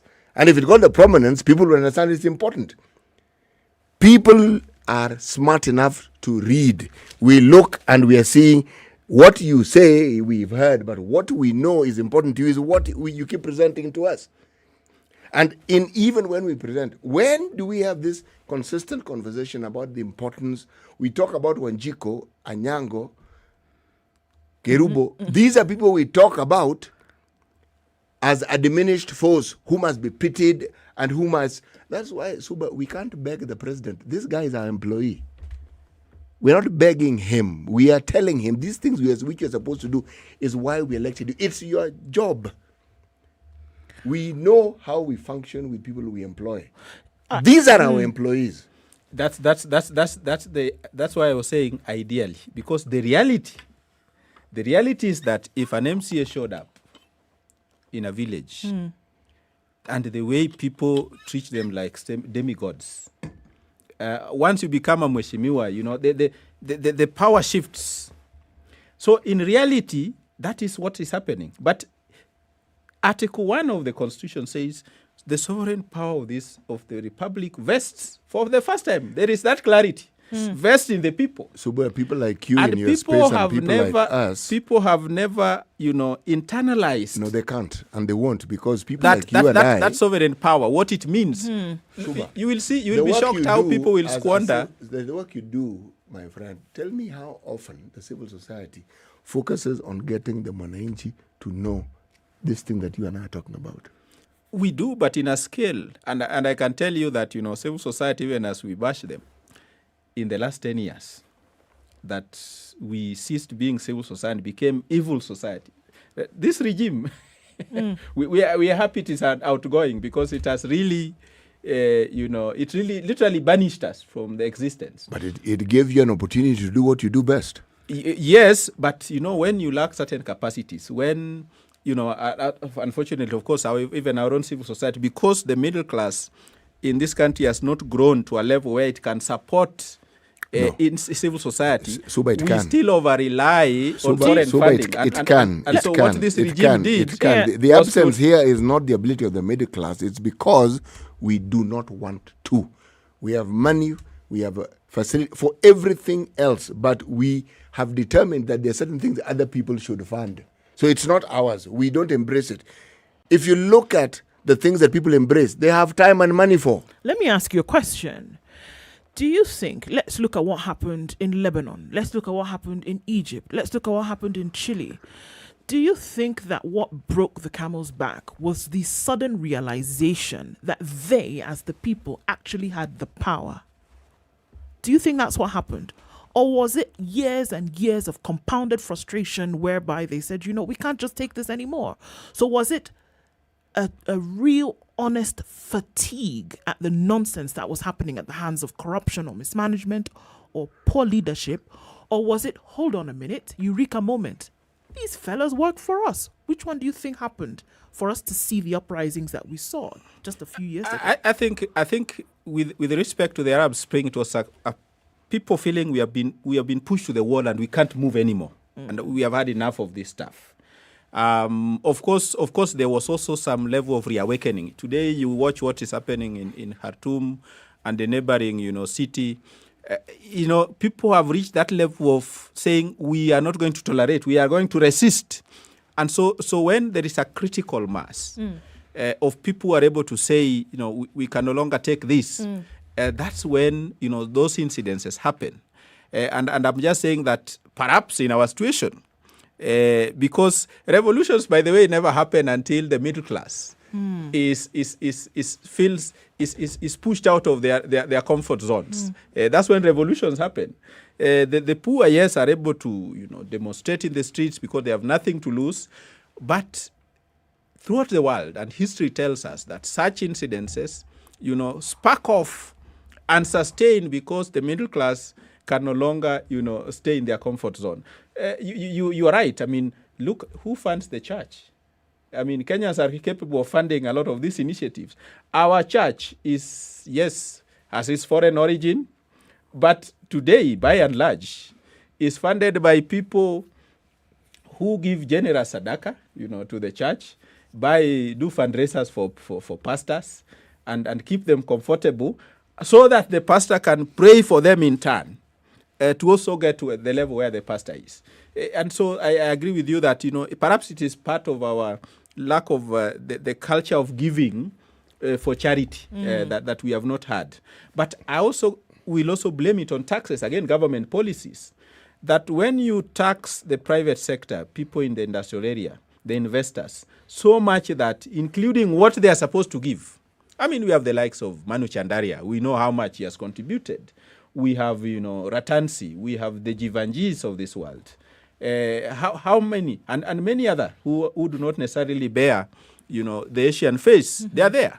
But when society is intent on funding its own civil society, it sits down and says, to what extent can we remove some of these overburdening taxes on investors, on the private investors, so that we can have our own Ford Foundation. Ford Foundation is a creature of the same motor vehicle people. Look at Bill Gates.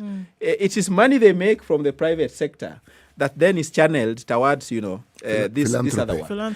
Philanthropy and so on. And so again, it goes back to policy, that when government taxes everything, including oxygen, then people cannot breathe anymore. And that is when, some of those things happen. So, but do you think that if those of us in the media and you in the civil society gave this matter of empowering people and getting them to understand what they can do and how they can hold the leaders accountable, do you think we might actually begin to see change? A lot. Today, I tell you, media, I was sitting with the CEO of the Media Council of Kenya the other day, and it surprised me that, Meru County alone, the number of FM stations, is enormous. We can reach people in a week, reach out to every Kenyan. But one thing we have realized over the years, as long as the people remain economically vulnerable, politicians will always manipulate them, because politicians appear to address their material needs. Comes with monetary gifts, comes with all this stuff that then confuses the masses. And then at the point when their decision is critical, like we are about to have on the 9th of August, Kenyans squander the opportunity only to realize that they have re-elected the same people. We're glad that you joined us this morning. We're looking to having you again. For now, it's 8 o'clock.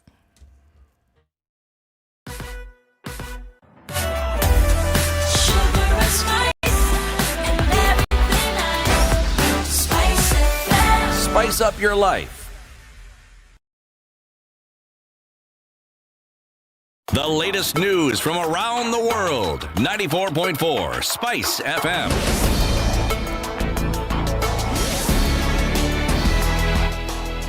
Good morning. This is Newswire. Dennis Osseto. 4 complaints raised against the nomination of Nairobi Senator and United Democratic Alliance Party Nairobi gubernatorial candidate Johnson Sakaja will now be heard on Wednesday. This after the Independent Electoral Boundaries Commission Dispute Resolution Committee directed that all the matters be heard all together. This election will be one of the most peaceful elections. Sorry about that. Now the complaints have raised issues touching on Senator Sakaja's academic qualifications, which they claim he could have been acquired fraudulently. Sakaja is facing issues concerning his degree certificate from Team University in Uganda. Now, Nandi Governor Stephen Sang has rubbished the report by the National Cohesion and Integration Commission that puts sharp focus on 23 counties as possible hotspots for violence as we approach the August 9th general election. Speaking on behalf of Rift Valley leaders, he said that the report is one of the strategies the government is using to discourage voters from coming out in large numbers to participate in the election. This election will be one of the most peaceful elections ever done in our republic, and we will shame them, including those county commissioners, including the deputy county commissioners, and any other government operative and government agencies that are out to scuttle and create instability. Kenyans are not going to fall into that trap. We will live together. We will not allow these government operatives to sell fear to us. He at the same time criticized the Azimio manifesto, insisting that Kenyans were never consulted on its content as Kenya Kwanza is. We saw Azimio team launching a manifesto. They did not go to any county to ask for their priorities. They do not understand what are the issues affecting wananchi. And if you look at the manifesto is still largely political. It is exactly the same manifesto that political parties have given us in the past. Doing the same thing the same way and expecting different results is madness. We as Kenya Kwanza, we are doing economic forums, agree on the priorities, we will sign charters per counties and bring forward a manifesto. It is important to note that it is not a must for leaders to consult Kenyans on the manifesto, since the manifestos are just but proposals from politicians and their parties to the electorate and the general public. Now, Azimio presidential hopeful Raila Odinga will be taking his campaigns to Kisii County today. Accompanied by area leaders, Odinga is expected to attend the burial of the mother to ODM Kitutu Chache candidate Godfrey Osanyo. Before holding public rallies yesterday, Odinga took his campaigns to Kambani, accompanied by Wiper leader Kalonzo Musyoka and other leaders, where he assured residents that he will address the cost of living. Mimi singeweza kufanya makosa kwa kwenda kwa watu ambao najua ni wezi na watamaliza nchi. Mimi na Raila tumetoka mbali 2013, 2017 na safari hii nikasema kaitu kulumaniota tukamweka dada yetu Martha Karua awe deputy president wa Raila. Sasa mara hii sisi tumerudi tena na hatujachoka. Tuliambia nyinyi ya kwamba tunalelekea Canaan, sio? Gharama ya maisha ni juu sana, bei ya unga ni juu sana, sio? Kodi ya nyumba ni juu sana, sio? Bei ya mafuta ni juu sana. Tutateremsha gharama ya maisha katika taifa letu. Bei ya unga tarudi chini. Now, the civil society under the umbrella body Uchaguzi platform has expressed concern over the increasing cases of public officers using public resources to further their political campaigns. Transparency International Kenya Executive Director Sheila Masinde says public servants must refrain from the behavior, even as she called on relevant government bodies to hold these public servants to account. The group has also condemned the continued zoning of the country by candidates and political parties. Now, students from Kirinyaga University have taken to the streets in protest against insecurity in the area.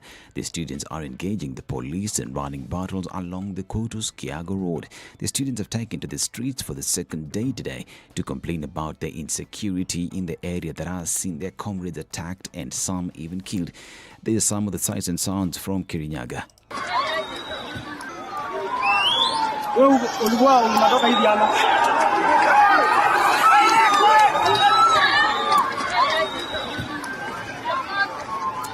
Reports indicate that a third-year student from the university was attacked and killed while on her way back to the hostels.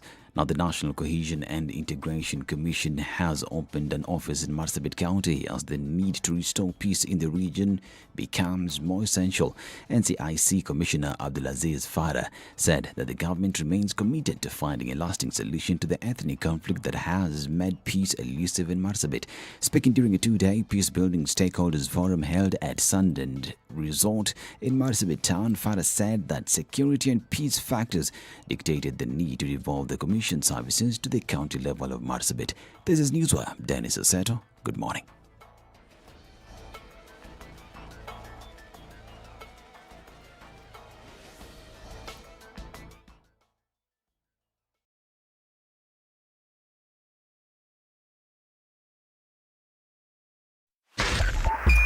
.5 Spice FM.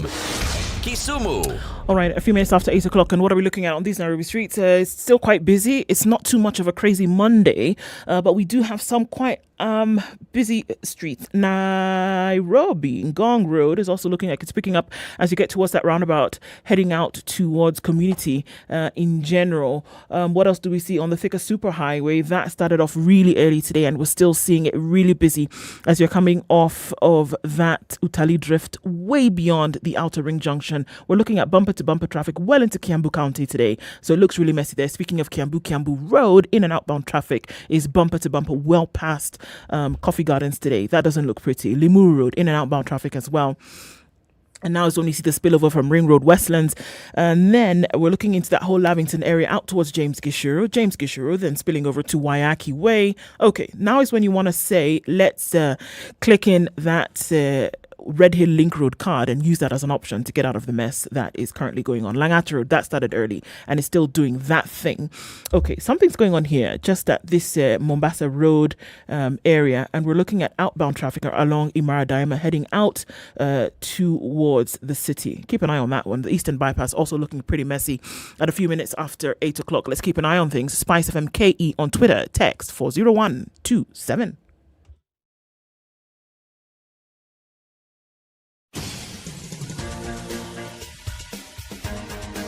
This is The Situation Room, the home of hard-hitting political commentary and penetrating insights about the state of the nation. This is a talk radio experience like no other. The Situation Room, a place for hard truths, debates, and elevated conversations. The Situation Room, witty, political, engaging, deep, controversial. In the room, we have C.T. Muga, researcher, academic, seasoned political observer, a fountain of wisdom in these politically uncertain times. Ndu Okoh, Nigerian by birth, Kenyan by choice, communications expert, Pan-Africanist, a truth seeker and believer in people power, and Eric Latiff, agent provocateur, the man in the chair, seasoned journalist, news hound, a man who believes in punching up, not down.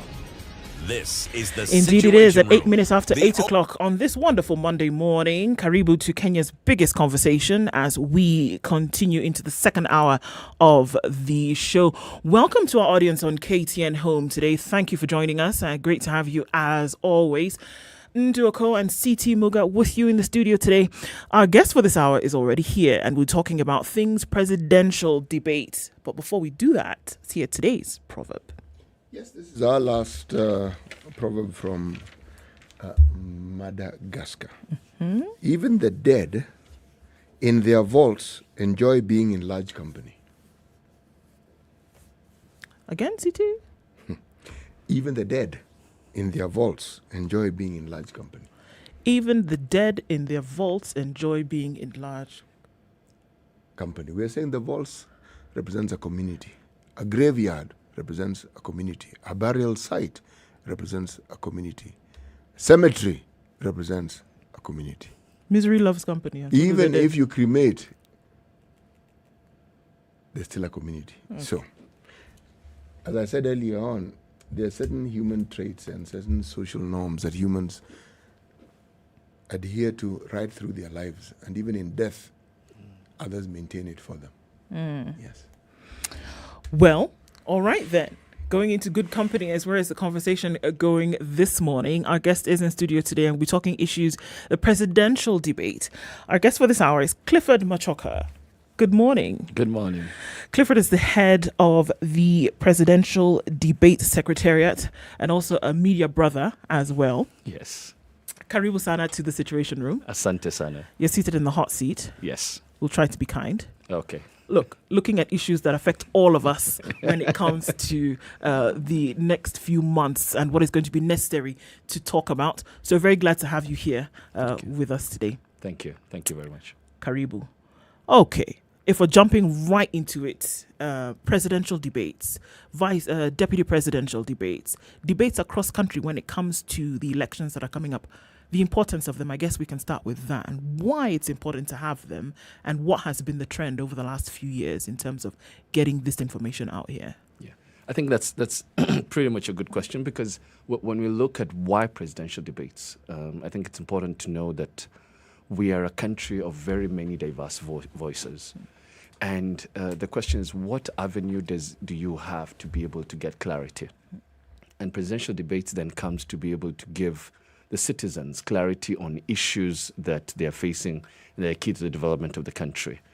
If you look at why presidential debates have been important, presidential debates have a long history across the world. The first sort of presidential debate happened in 1856.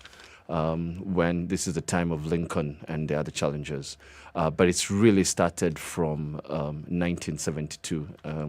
We'll remember how Richard Nixon and John F. Kennedy, how John F. Kennedy won the election because Richard Nixon was sweating during the presidential debate because he was not able to answer certain questions. And obviously, it then sort of had a step back. And from 1976, we've had presidential debates in a place like the US. In Kenya, we started presidential debate in 2013. We all remember when we had 8 candidates standing in front of podiums. And I think it must have been the longest presidential debates of around 3-4 hours. I think since then, we've learned our lessons. And 2017, we had a presidential debate where we created 2 criteria. And this year would be the 3rd. So we've done presidential debates over the last 10 years. And what we have found is that presidential debates achieve 3 things. One is to be able to promote issue-based elections, remove the political rhetoric that is happening in the rallies and out here. And when it comes to presidential debates, we start looking at real issues, decipher the manifesto, and what is the priority of the country. Number 2 is that it also demystifies the presidency. When you see the 2 challengers or the 4 challengers in front there and talking, right now, all of them are talking in separate rallies. But when we see them in front of there, it demystifies that the presidency is actually our presidency and that these 2 people, whoever would win, they will still be able to move the country forward in whatever capacity. Right. And I think the 3rd is to just being able to put the challengers when they form government to account, and accountability then becomes a key issue on presidential debates. Media has been the driver of this. In 2013, where you're talking about, coming together and saying, okay, can we have issue-based elections? And it's a bit of a sticky question because the media has also been accused of bias over time. And I think it's a running conversation on the day. Look, Monday is not going to end, and we're going to hear how yet another media house is being biased when it comes to a particular candidate or another. How then can we guarantee that a debate will be free of bias and that all issues will be discussed and giving everybody an equal chance at taking a shot? I think the first thing is that the debates are not organized by one individual media house. The debates are organized across the media industry. And I think 2022 debates are even different.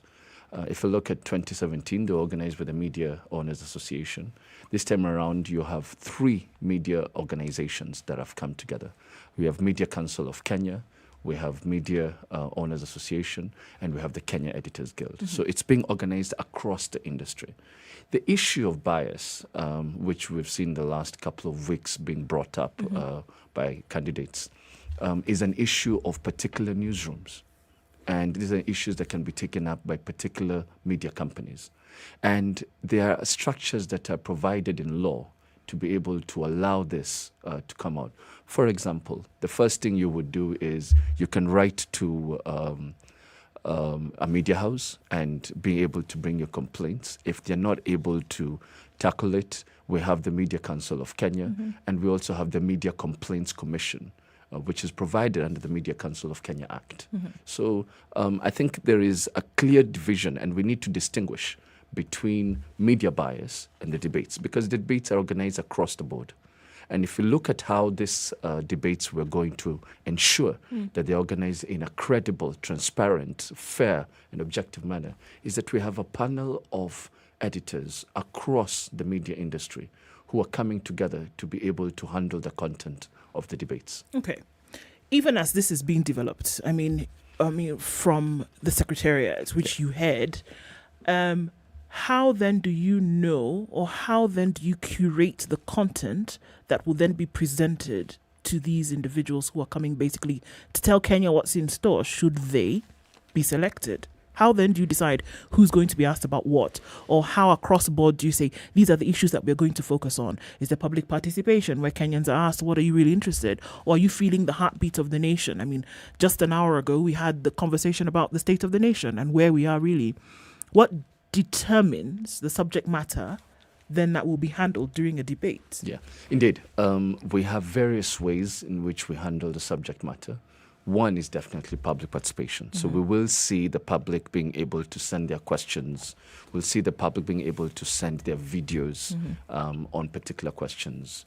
We'll also see we have a team of researchers who sort of nuances the heartbeat of the nation. Part of these discussions that we see on various radio stations are actually an opportunity to be able to see the things that really matter to Kenyans.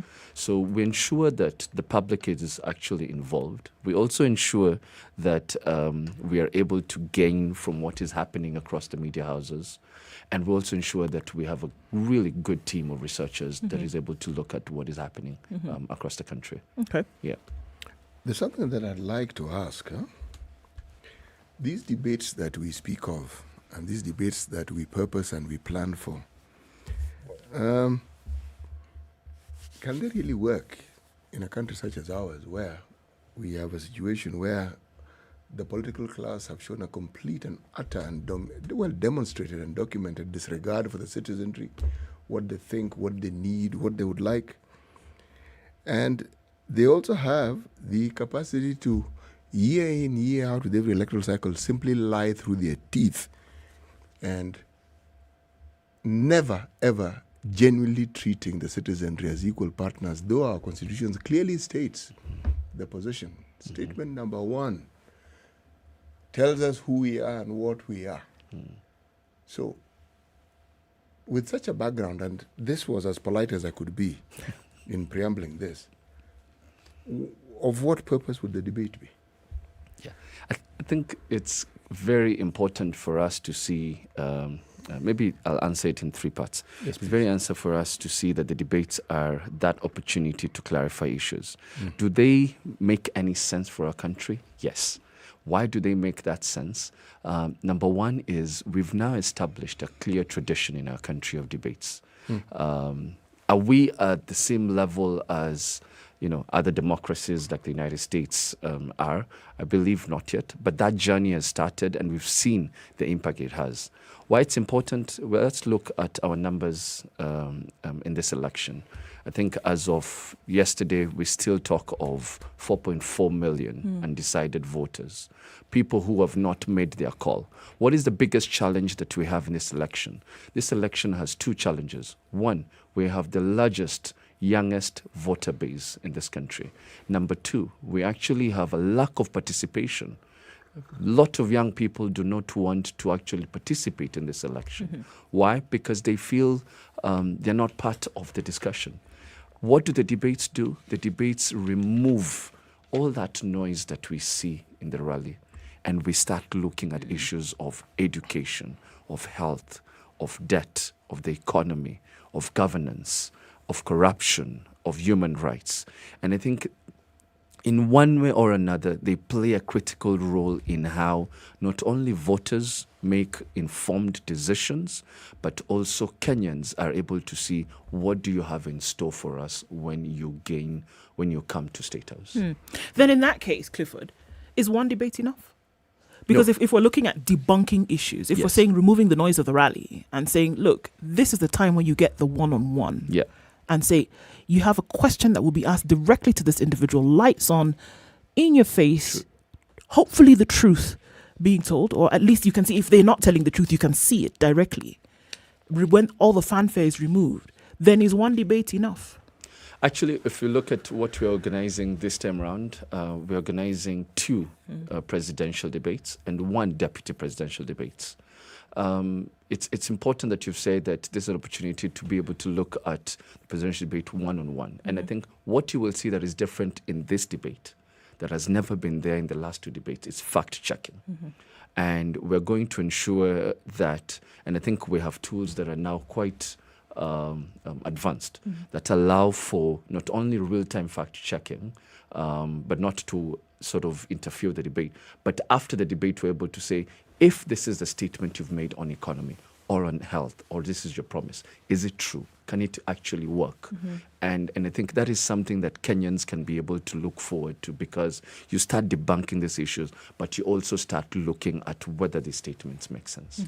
Ordinarily, a debate is just an argumentative contest. Right. But from what you're saying, Clifford, this particular debate seems to be a data collection debate, meaning hear the questions, talk away, argue away.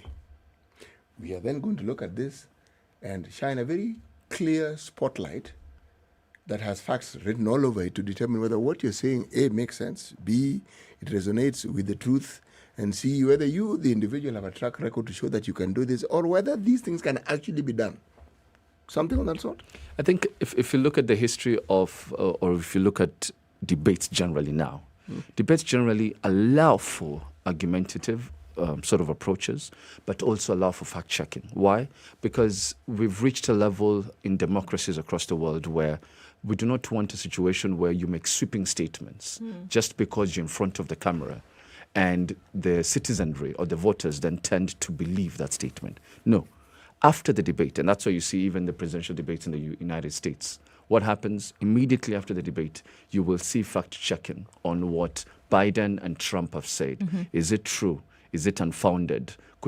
Is there an opportunity to look at more data before we actually reach a conclusion? And that's exactly what we're going to see. So then we see a situation whereby this information will be shared then across board, across the public? Yes. If in case you find, candidate X said one thing and it turned out to not be true, or that somebody may have debated over an issue, but then you find out later that in this case it wasn't true, or that there was merit to what they were saying, will this be then, spread across for everybody to then consume? Yes, the fact-checking will be spread across all media houses. Remember, one of the things that we see with this debate is in 2017, if we were to look at the numbers, we had around 19 million viewership and listenership across media houses. We're expecting that number to double in this presidential debates to around 40 million. 5 years ago and 5 years now, if you look at the number of broadcasting stations, we have 450 broadcasting stations. And digital has developed in ways unimaginable. Right. So what we're looking at is an opportunity to be able to not only talk to this 40 million viewership and also people who listen to radio and broadcasting stations, but also an opportunity for the world to hear what you have to say on various matters, foreign policy, health. And yes, fact-checking is important. Why? Because it provides you as a candidate an opportunity to actually take care on what you're going to say, because that's the promise you have. I think it will also provide media, which plays a very important role as a public watchdog, to be able to use this opportunity for accountability going forward. If in the presidential debate you came and said, this is what I'll have to say, or this is what I promised the Kenyan public, then a couple of years down the line we'll still come back and say, do you remember what you said in 2022? Where are we on it? And I think we're seeing that aspect coming out over and over again now, where our political candidates are being put to account on some of the things that they promised in the last election. Right.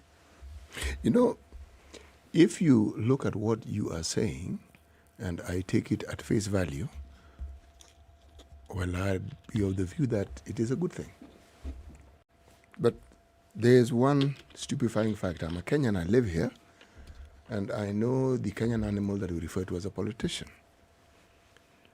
You have given example of the United States, good examples, but the rule of law in that country, we have seen, is something that is taken seriously even by the leaders. We have a political class and leadership class who disregard the law completely, almost absolutely.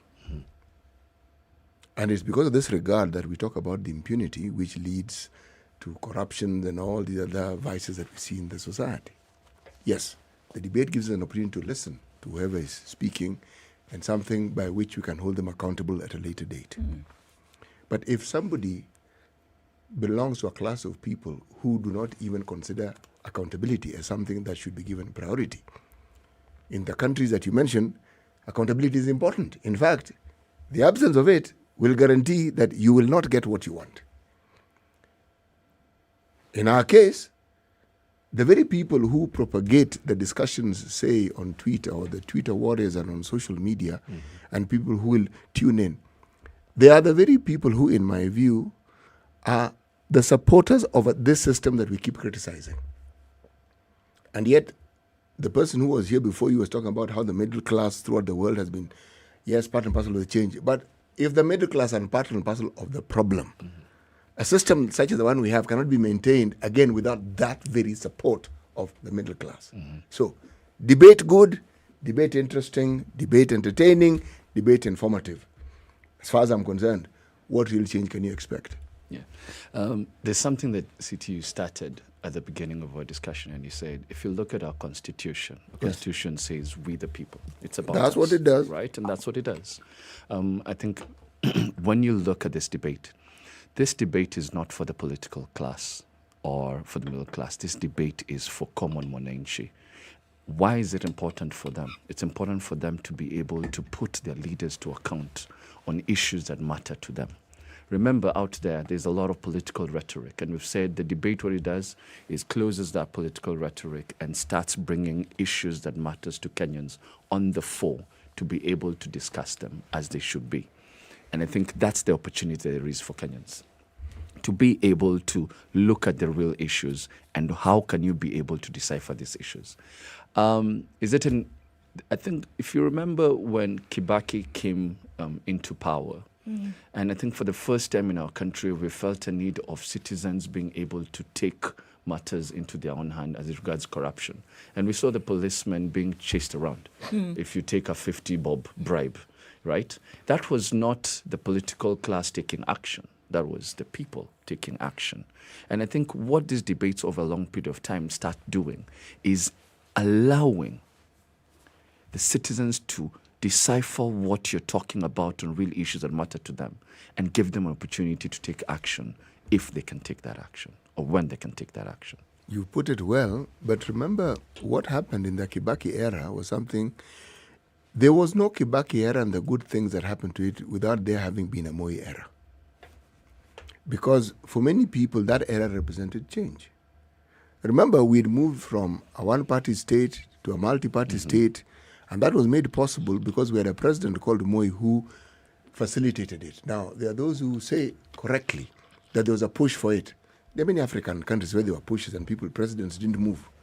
But we had a case the president said, okay, let's go forward. See. Yeah. Let's go forward. You want multipartism? Yeah. Fine, here we go. Yeah. Now, the presidency of Kibaki represented change.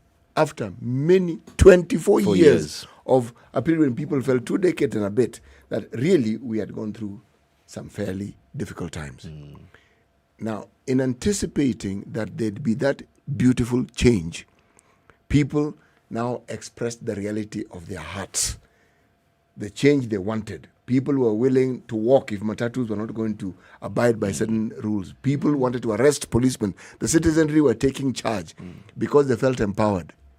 The question we would like to ask is, what dimmed it? Because it dimmed, it died, it went. We went back to factory settings. True. The fundamental difference is that we are freer, we can talk more. We have you don't have to stress when you sound like you might be critical. Significant changes took place, significant progress made place, but it is not what people hoped for when they were busy arresting policemen. That's not what they hoped for. That promise was never fulfilled. That is very true, and I think what we need to look at in the context of debates, and just putting it in the context of debates, is an opportunity for, and remember that is why public participation is very important for these debates, because through the public you're able to see what are the issues that really matter to them. And I know that a lot of lights have dimmed based on the Kibaki era and the promise of change that was going to be there. But I think the debates provide the citizens that opportunity to be able to put their issues on the fore and demand for that change. A good example is a couple of months ago, we had fuel crisis in a way. And you remember the issues of the subsidies? And citizens demanded for a certain level of change. And that change was done. It might have been very temporary, but debates provide citizens that opportunity to demand for change and what they want to see. Now, once you make the promise as a candidate and say, on matters debt, this is how I'm going to deal with it.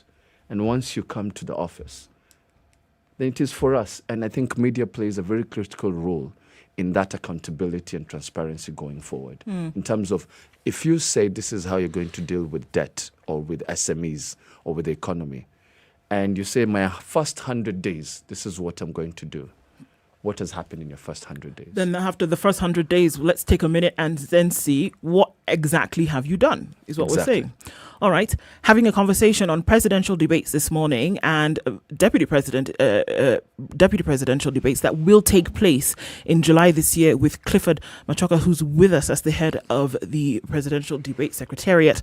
We will continue with this conversation. We'll take a break right now and come back because one candidate has already said they will not be attending. Let's have a conversation about what that means.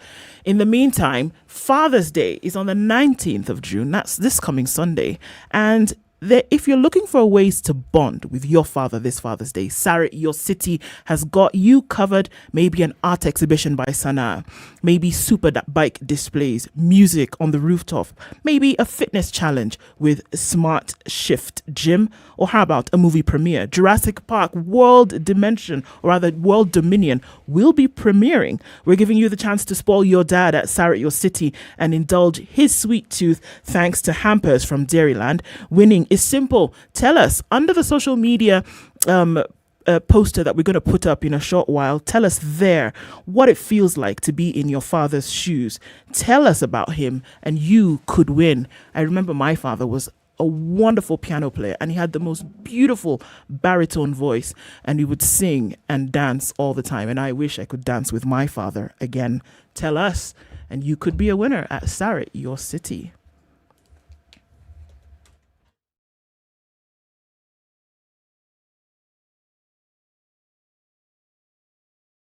This is the Situation Room, the only way to start your day. You know, when you see someone being jailed, a governor or two or someone who stole, then people will fear. Because our problem is not the borrowing, it's the stealing. We've become actually a nation of thieves. The only thing we lack is an opportunity to steal. The guys who quote the Bible and say, I'm a Christian and all that, and you know they're thieves. Return what you have stolen 4 times. If you know that you have property or anything that you have stolen, just return and say, my God does not allow me to hold stolen things. We are also a reflection of you, because you elect us. You know, we don't get into our office by ourselves. We are a reflection of the people who elect us. We don't want to go to the streets. We have a constitution that enables us, assert our will. When the legislators are now being taken as hostage by the executive for whatever reason, we are now bound by what they want us to do. This is just outside the realms of reality. We have impunity written into the DNA of our political class. How old were you when you learned that Jeshi la Wokoh is Jeshi la Wokoh? I can't say it very well, but you know, Jeshi la Wokoh. And everyone knows.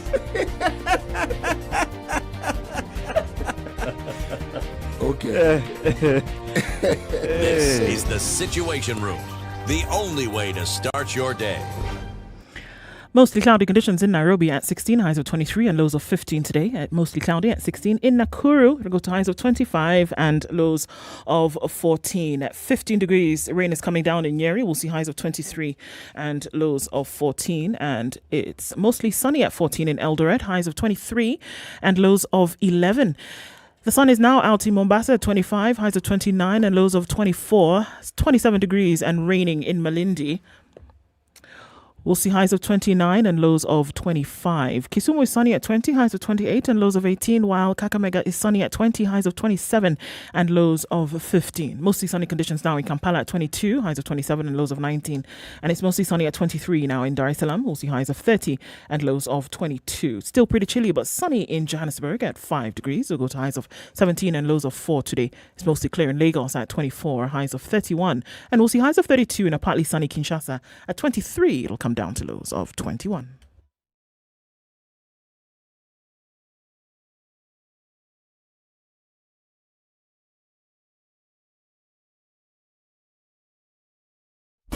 Classic soul, R&B, smooth jazz, neo soul, and nostalgic ballads. Make some noise.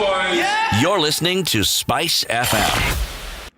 All right, still looking at a sticky situation on the Southern Bypass, taking a bit of a hit this morning, but something's going on Mombasa Road today. Not quite sure what is causing that, but we're looking at heavy in and outbound traffic, and it's through and through, all the way from at least the Gateway Mall, and we're going out then towards General Motors, and it's in and outbound, and it looks really crazy. Folks are using Old Mombasa Road to get out to the city, and then going out towards the bypass. All right, looking for what may have happened there. Talk to us, guys. What are you seeing where you are? Let's look at Jogger Road, which is also looking quite busy as you get towards Landys, and then we're looking at chock-a-block situation as you get to the Kamkunji roundabout. On the Thika Superhighway, it's not letting up, folks. Really heavy traffic, and it's still going way beyond the Outer Ring Junction, well past Tusker Village. Coming out of Westlands already started to do that thing. Red Hill Link Road might be an option to get out of the madness that is happening on Waiyaki Way. James Gishuru also coming out bumper to bumper in and outbound. All right, we're in traffic hour Monday morning. What can be crazier? I reckon there can be a few things, but that's a conversation for a different day. SpiceFM KE on Twitter. Talk to us there. Text 40127. Let's try as much as possible to keep things moving.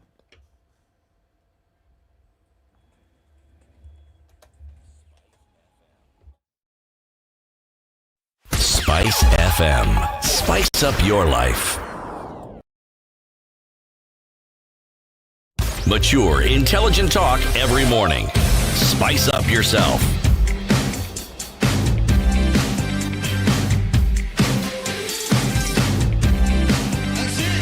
At 23 minutes to 9 o'clock, Kenya's biggest conversation continues this morning, and Okoh, CT Muga with you in the Situation Room, and our guest this morning is Clifford Machoka, who is the head of the Presidential Debates Secretariat.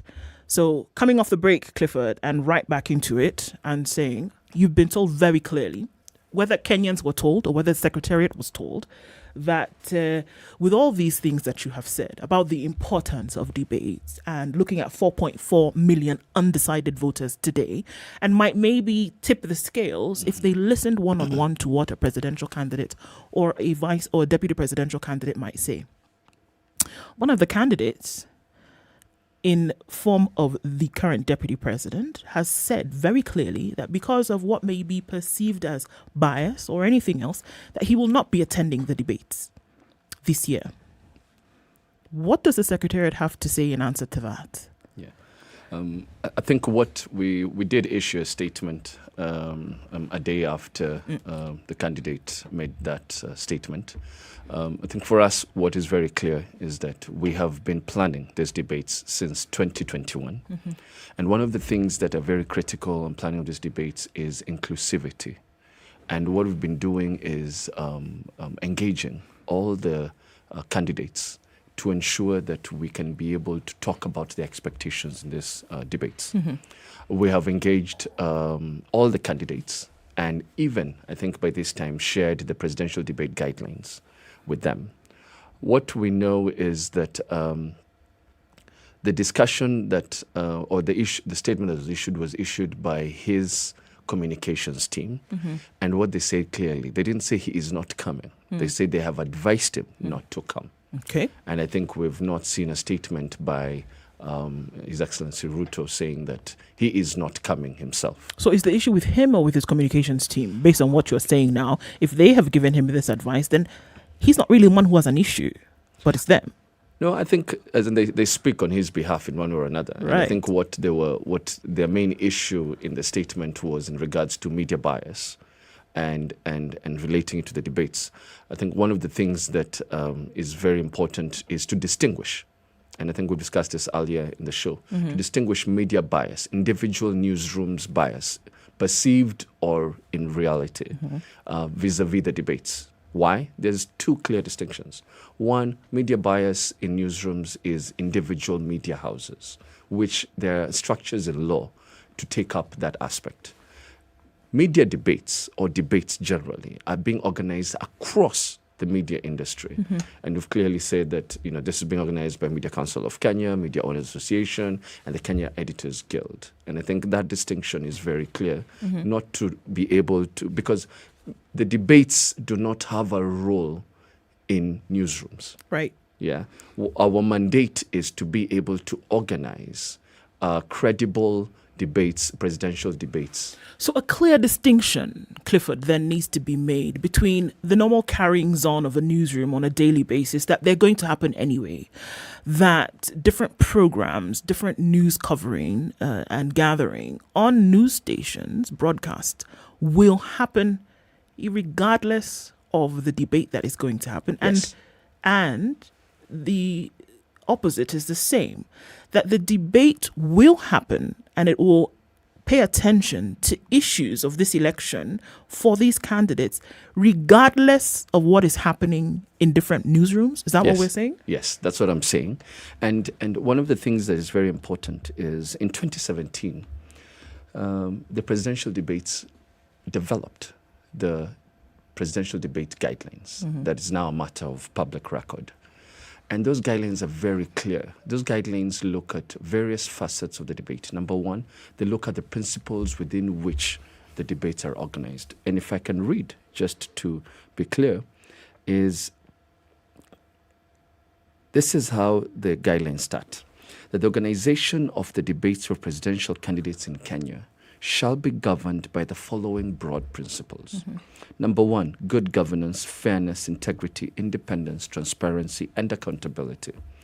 Equity, human rights, and human dignity. Number three, national unity, the rule of law, democracy, and participation of the people. And number three, sustainability. Very important that whatever was put out there as the organization of the debates had very clear principles of how the debates will be organized. And it also had very clear principles, because I know the next question would be on moderators, had very clear principles on what governs the moderators. And let me read it verbatim so that all of us are on the same page. The debate secretariat select all the moderators using the following criteria. Number one, impartiality, fairness, and objectivity. Number two, strong understanding of the Kenyan political landscape and the major issues of the presidential campaigns. Number three, extensive experience in live television broadcast. Number four, proven ability to moderate debates. The moderators will select questions to be asked and shall not share the same with the candidates. The moderators shall not meet with the campaign teams, nor will the campaign teams have a role in the moderator selection. Okay. It's very clear that there are principles guiding the debates, and there are also principles guiding the selection of the moderators. Okay. Who makes the selection of the moderators? Since you preempted the question, let me just go ahead and ask that. Yeah. Who then? I mean, yes, we know that the Editors Guild, the Media Council come together and are working on these debates for this year, 2022. But then taking into consideration that candidates as well want to make sure that they're being treated in all fairness, who then selects who's going to be putting them to task on that day? Yeah. We have, and I think I said this this earlier on, we have a whole panel of editors who are in charge of content and moderator selection. This panel of editors is not drawn from one media house. It's drawn from across the industry, both practicing and not practicing editors.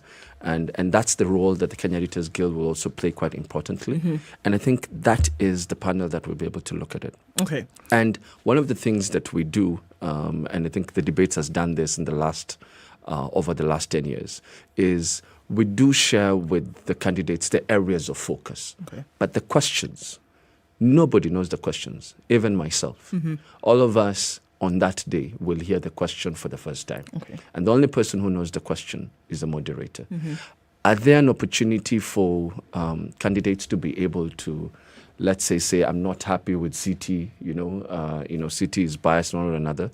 That is the process of inclusivity and consultation that we always have with the presidential candidates until the last moment. Would you make a decision based on a candidate, for example, their like or dislike of one who was selected? No, because there's and we will follow the criteria that is in the debates guidelines. Okay. If you are able to how do you call it? If you suffice, or if you're able to be part of this criteria, then you will be part of the moderators. If you do not qualify as part of this criteria, then you will not be part of the moderators. Okay. And that is why the criteria is also made public, so that every person who sees that it is no or it is city, they can go through this criteria and say, okay, I think he qualifies under this criteria. Sure. Yeah. I'm going to go back to the issue of the deputy president and then say from a secretariat's point of view, looking at how you've prepared this over the last 1 year and counting, would you want him to attend the debate? Yes, we would want every presidential candidate to attend this debate. Okay. Is it possible to address the issues that his secretariat has raised and to his satisfaction so that one can more or less work towards guaranteeing his attendance? So it is very important that you've stated that. And if you look at one of the things that we do continuously, even as late as last week, is we are in constant communication with the team and to look at these issues, to look at the expectations and to allay any fears that they have. So part of the work of the Secretariat and the steering committee, because when you look at how the steering committee is, the governance of the debates has a steering committee that is made of CEOs of the three organizations. And then it has a secretariat, which is made of working teams, and which I'm part of. And one of the things that we've been doing is ensuring that there's constant consultation with the candidates on their expectations, to map their expectations and to allay any fears that they have. So yes, we are in constant conversations with them, even on the day that the statement was issued. Okay. Our Deputy President did attend a debate that is of high repute in the UK, the Chatham House debate. Now, the thing about that particular debate is what they refer to as a certain sub rosa rule under the rose, confidentiality, secrecy. Yeah. But it allows for openness. It allows for someone to express a perspective of view they may have, which may not necessarily represent the organization they work for or the position they have, but their personal views. Now, when someone has gone to an institution such as that, I have three questions I want to ask with that as a background. Are we seeing us in Kenya creating a similar house, a similar debating center, a similar forum where beyond even Kenyans coming to talk about their issues and about their elections, other people within the region and elsewhere can actually find a safe space, so to say, where open debate, open views are allowed, and people know that when you go to Nairobi and you attend the Nairobi debating house, whatever name you're going to call it, that this is a place you can come and have such a debate. That's number one. Number two, I'm also asking the question that if indeed someone can actually attend a forum such as this one, would we then say that whatever has been created and communicated has been found to be lacking, that he doesn't meet the same standards that the Deputy President expects, because when he attended this, he must have known what it is that he can expect by going to Chatham House. Mm-hmm. Lastly, I'm asking the question, if he doesn't attend, will it remove a certain vitality, a certain energy from the debate? Because up to now, he has not just been vocal, but he has been a very, very strong contender for the seat of the presidency. Okay. Thank you, Siti, and this is a really important question. I think on the question on Chatham House, I think you're spot on. I think that's a great challenge, maybe to the media, to be able to see post these elections. Is there a great opportunity for us to come together across the board? And maybe it might not be even be the media, it might be civil society, it might be whoever can take up this challenge to create a center where you have a certain style of debate, such as the Chatham House debates, and allow issues maybe from time to time to be deciphered that then can be able to be canvassed. For me, it's a yes. I think it's a great opportunity, and maybe it's a great opportunity for Kenya to take the lead, not only for this country, but also for this region, and maybe even for this continent. If you look at some things that we do, most of our leaders in the continent will always go to the Chatham House before they come back for their own election. And you know, it's most probably the history of the Chatham House. Why can't we do the same for our continent? And why can't it not be in Kenya? So for me, it's a great challenge, and and hopefully the media that is listening or the civil society that is listening to this conversation can take up. But it's something that we ourselves can take up as well, and maybe it's an extension of the presidential debates secretariat to see how this can continue going forward. I think on the second question. Yes, for you to have attended the Chatham House debate and maybe look at the presidential debates in a certain lens, and one of the things I think, if you look at the statement that the presidential debate secretary said, is it behooves us that we must work together to be able to make this happen. Is it important for the deputy president to attend the debate? I think it is. Mm-hmm. He is a serious contender. He has serious policy. He has made some serious policy statements about the future of this country. I think one of the key things is that he has a considerable base. It's important for Kenyans to hear what he has to say. Mm-hmm. It's important for Kenyans to also go into the real issues that he has to bring out. Will it remove the energy, CT, if he does not attend? I think we have to look at debates from the angle that these debates are for Kenyans. They are for the citizens to be able to hear what the candidates have to say.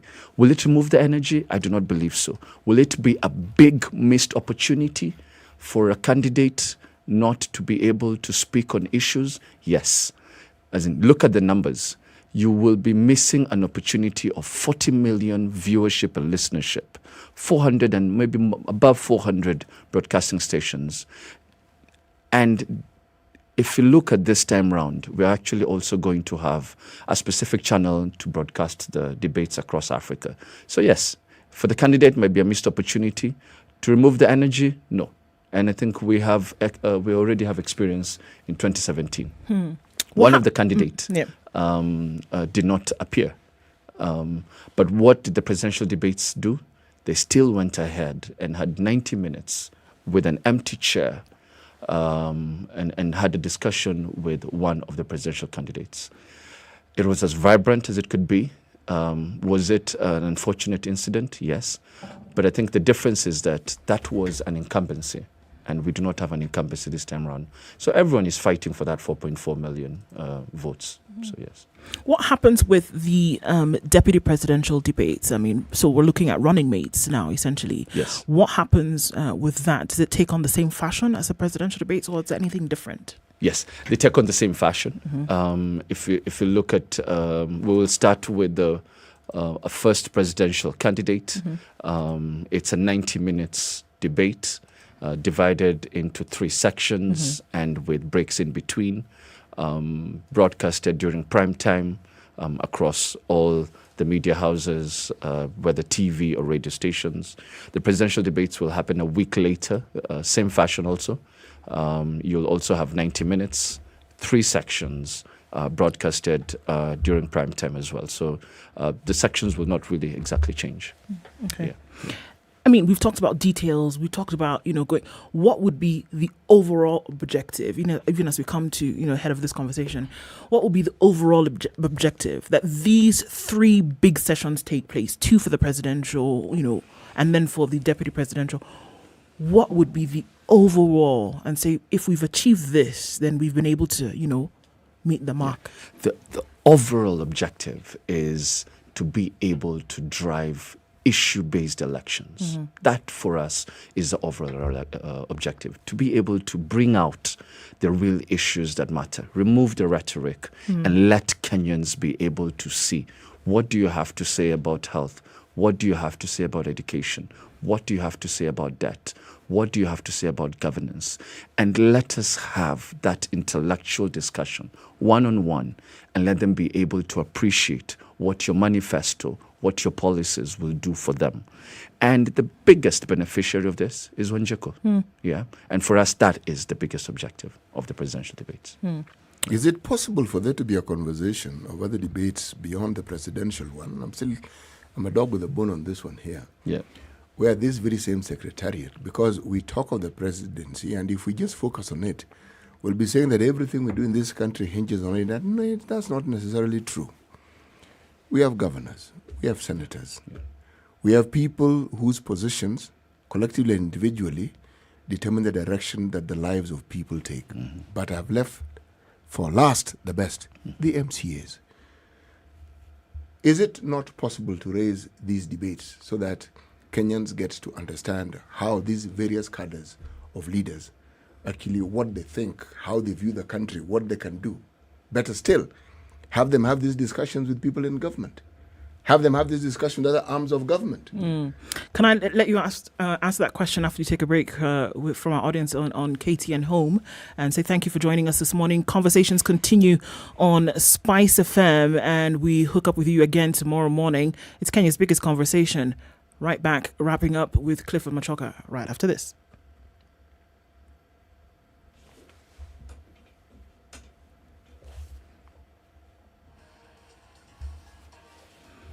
All right, at 3 minutes to 9 o'clock. So that question, Clifford, for you from CT. So what about the different cadres of leadership? Yes. CT, I think that's a critical question. And debates, if you look at the whole extent, is not just to maintain it at the presidential level. We need to be able to hear what the governors, the MPs, the senators, MCAs have to say. The Presidential Debates Secretariat is planning to organize the Nairobi gubernatorial debate. And I think that's important for us because it will be a precursor to just the importance that Nairobi has to the presidential debates. Going forward, if you look at how debates have been organized, especially in a very structural manner across the world, it's important to start discussing the aspect of having a permanent body that organizes debates.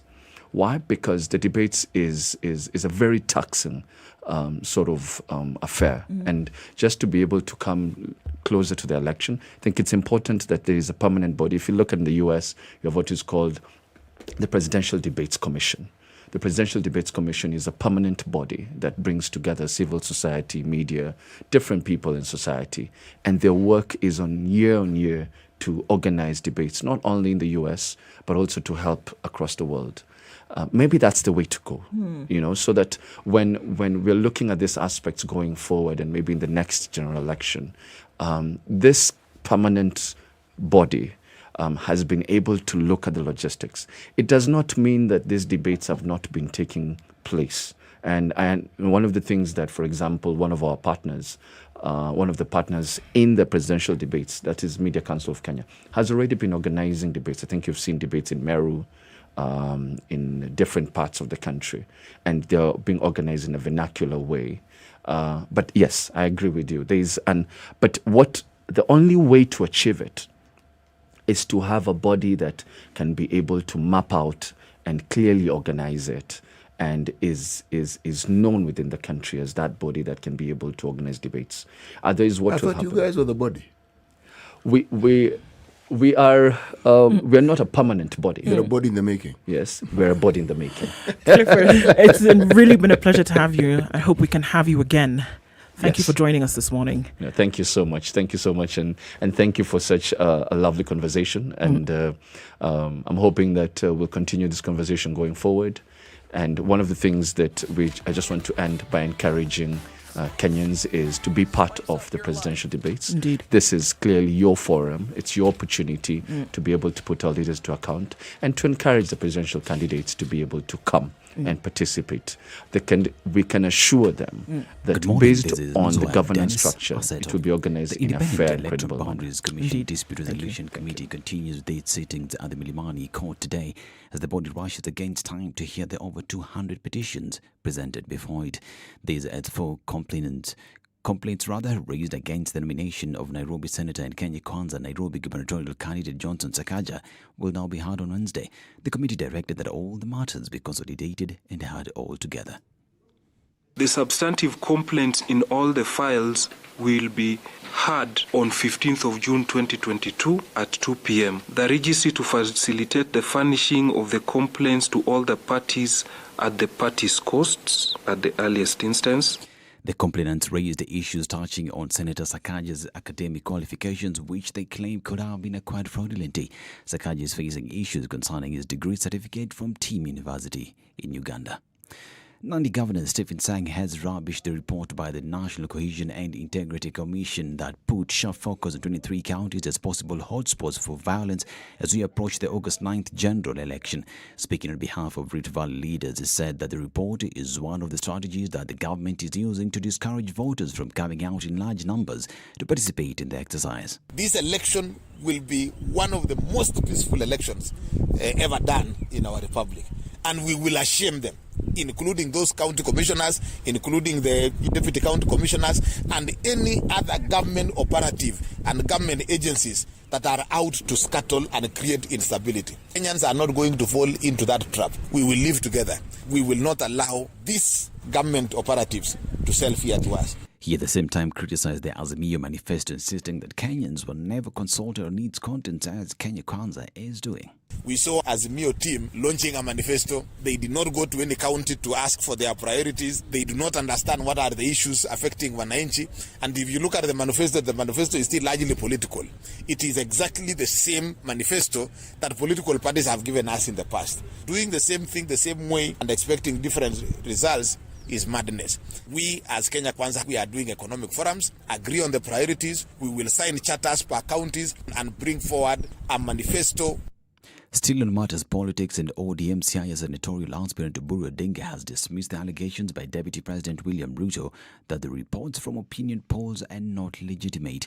Speaking in Kisumu, he slammed the UDA presidential hopeful, saying when the polls favored him, he celebrated and praised them. But when they gave results that don't favor him, he is up in arms in opposition. We want to advise Ruto that things are changing. Vindu vichenjanga. He should not think that things are static. The same opinion polls which he is despising is the same opinion polls he has been supporting as scientific and very, very well researched. He has always said that those people, because he was being given a lead, and he was leading by very wide margin. Raila was at 22% and Ruto was at over 40%. And he said that that is very, very good and that is very scientific. He further urged Ruto to be ready to concede defeat after the August 9th elections. I want him to just rest comfortable that he will be the leader of opposition in the next government. That is what we know, and we are not sleeping. We are working hard to make sure that that happens. This as ICTCS Joe Musheru has asked Ruto to focus on his campaign instead of focusing all his energies on Raila Odinga. Is it that they are afraid? Why won't they come and actually give those assurances there? Now they're asking the opponent all these things. It's people when you're afraid. Sometimes you start coming up with, what reason, what can we... Why are they focusing on him? They should do their campaigns. They should focus on their campaigns. Has anybody asked them to accept the result? Who has said that because they have said it, he must copy them? Now, the civil society under the umbrella Body Uchaguzi platform has expressed concern over the increase in cases of public officers using public resources to further their political campaigns. Transparency International Kenya Executive Director Sheila Masinde says public servants must refrain from the behavior, even as she called on relevant government bodies to hold these public servants to account. The group has also condemned the continued zoning of the country by candidates and political parties. And Kenya finished on top of the medal standings for the second successive edition after completing its superb Africa Senior Athletic Championship campaign in Mauritius. Kenya collected 11 medals on the fifth and final day to finish their outing with a haul of 23 medals, 10 gold, 5 silver and 8 bronze. Congratulations to Team Kenya for a job well done. We say asante sana. This is Newswire. Dennis Aseto. Good morning.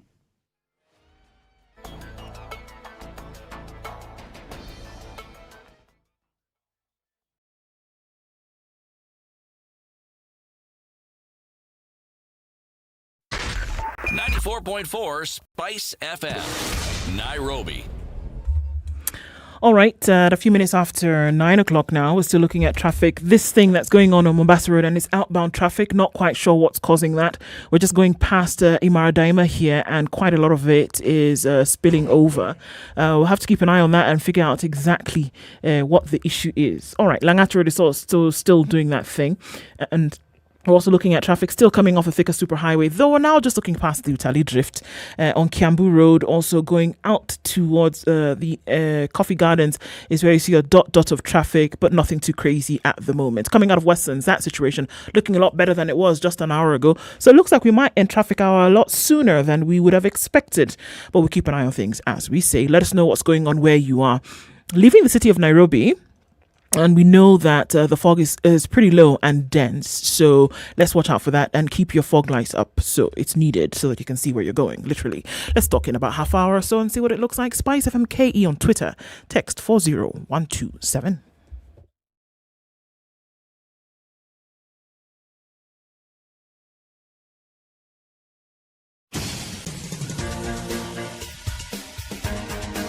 This is The Situation Room, the home of hard-hitting political commentary and penetrating insights about the state of the nation. This is a talk radio experience like no other. The Situation Room, a place for hard truths, debates, and elevated conversations. The Situation Room, witty, political, engaging, deep, controversial. In the room, we have C.T. Muga, researcher, academic, seasoned political observer, a fountain of wisdom in these politically uncertain times. Ndu Okoh, Nigerian by birth, Kenyan by choice, communications expert, Pan-Africanist, a truth seeker and believer in people power, and Eric Latiff, agent provocateur, the man in the chair, seasoned journalist, news hound, a man who believes in punching up, not down.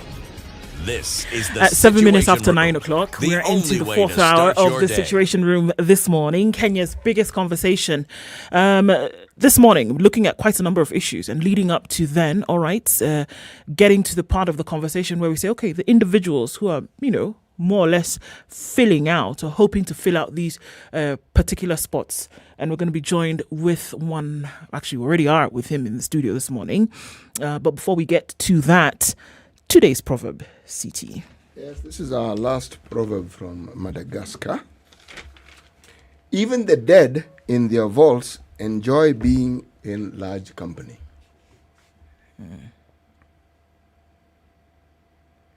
Humans, and dead or alive, yes, were made for communities. We are social creatures, and in life and in death, we carry on the same traditions. Whether it's a cemetery, whether it's a burial site, it does. You choose it, but somehow we tend to think in terms of communities. In fact, the very concept that has brought us to this discussion today is one on leadership. You can't lead if there's no community to lead. Somebody following you, somebody that you talk Yes. to, somebody you lead, tap there from. have to be other people. You can't lead yourself. Mm. They have to be followers. They have to be followers. Yes. All right. We're joined by William Kabogo this morning. Yes. Karibu sana. Asante. My apologies for failing to get here last You preempted what I was going to say next. You see what has happened? She almost forgot your name. See, Right. This guy, we've seen him before. No. What was his name I wanted to. again? I saw her coming, so I had to apologize. Yeah, I was trying to couch it very very, very carefully, but I said, okay, I can't just say, look, we've been waiting for you. Where have you been? Yeah, we know you're a nice guy. You're here, which is good. Karibu sana. It's a pleasure. Karibu sana once again. Good to have you here. William, just looking at what has been going on, good to have you in the room and say Kiambu County is where you want to be governor. Is where I'm going to be is governor. where you want to be governor God willing. Again. Yes. All right. Have you been given, it looks like everybody's looking for green lights here and everybody's after this one piece of paper that's going to say, go ahead and now campaign. Where yes, are I have you? my green light. Mm-hmm. For the first time in life, I'm in a party that I love, a party that I like, Tujibebe wa Kenya Party. Mm-hmm. For the first time, I did not go for nominations. What a wonderful thing. I wish I did this 20 years ago. Had you known? I'm telling you, I would never, ever have joined any other party. You said something very interesting. I'm going to hold you on that. You said for the first time in your life, you're in a party you like. Yes. What does that mean? What are you trying to say? You didn't come into politics you know, yesterday, there's a William. saying that goes here in Kenya. Vyama vina wenyewe. You're going to have to help me out with that. It means that parties have owners. Mm. This one is owned by those who support the party. There are no preferred candidates, no favors. Mm-hmm. Come in, campaign, where we had nominations. Mostly we did interviews and we did polls. And whoever came out first got a ticket. Even if it was my son, he would never have gotten it if he didn't get it first. I've been a victim of nominations ever since 2002. So makes me really happy that you can have a seamless nomination process where you just allow democracy to work. Yes. Is that what you see it playing out? And that's so what let's I look at the party level. Yes, that's what I say Kenya becoming in the next few years, that democracy can really work. You know, the Kanu days were, you know Moi, you know Biwot, you know those guys, you will get a ticket. We came to TNA, URP, same story. We came to Jubilee, again the same stories. You know, you're a preferred candidate, you're not preferred, you're too strong for them, they don't think they can handle you, so they kick you out. And Kenyans now know that they have to start electing people, not parties. That's why I'm confident. Of course, in our region, the party that seems to have a wave is UDA. But although we're in the same site with the Kenya Kwanza team, I'm sure I will get my seat with Jibebe and not without a problem. Is there a difference? And one could argue, William, that you are at the helm of the party. And so you are at the place where others were in other parties that you previously belonged to. There, but so you're enjoying a preserve that others enjoyed in other parties. I'm there, but I don't play that game they played against me. Yes, I will make sure that you have your right and you get a fair chance as long as it is you that people want. Okay. The last time... And it's so easy if you look at it that way. Okay. But very complicated when you look at it from the older party perspective. And I'm still seeing parties doing the same things. Yes. I've seen people being given nomination tickets. Directly. They are not popular at all. But because the party has a wave, the people seem to want to sail with that wave. But for the first time again, you will see very many independent candidates going through. Yes. You know, someone can be a party stalwart, and the party feels they owe the individual, but yet the groundswell or the fodder that the politician needs, that is the vote of the people, or the signature, the tick from the people, does not exist. Right. So would you not say then, Mheshimiwa, that parties sometimes are in a bit of a quandary? You have someone who's been your supporter, but somehow the other people who've not been You remember last time I was here, we talked about the issue of people who lead these parties or the owners of these parties. And I said to you that you know that this is just a game. Same monkeys, same forest, and we expect different results. That is precisely if what you you place those who want to be president, except Wajakoya, they've been ministers. Mm-hmm. They've been vice presidents. They've been in the system. They've been deputy presidents. We've never had a chance to scrutinize what it is they have done in their political careers at the helm of whatever it is they have been, deputy president, vice president, Kalonzo minister, 25, 30 years, vice president, 5, Musalia Mudavadi, minister from the age of 29, all the way to DPM, all the way to vice president, William Ruto, minister, deputy president. What is it any of these guys can say? I did so well in this ministry. If you make me president, I will do this in Kenya. I observe, William, you have not mentioned Raila Odinga, and he also was prime minister. He was. It's not my intention. I was just giving you an example. Stinga was minister, roads. Yes. Of course, he's been in the leader of opposition for the longest, up to prime minister. Yes. Yes, we place their cards on the table and do a marking scheme for them. You will find that at some point you may be so you may be so disappointed that you even think now, I think we need to give Wajakoya a chance. Oh, talking of someone like Wajakoya, I think he has a serious following. I was at Radio Ghetto and I was surprised. Sana. He has he will pull out something like 400,000-500,000 votes. He has a serious. He may even pull out more because, as you say correctly, he's the new kid on the block. Yes, and he's talking about things that nobody else is talking about. Yes, and he has been where everybody else has been. Yes, yes. I mean, where everybody else has not been. Yes, you name it, he has been there.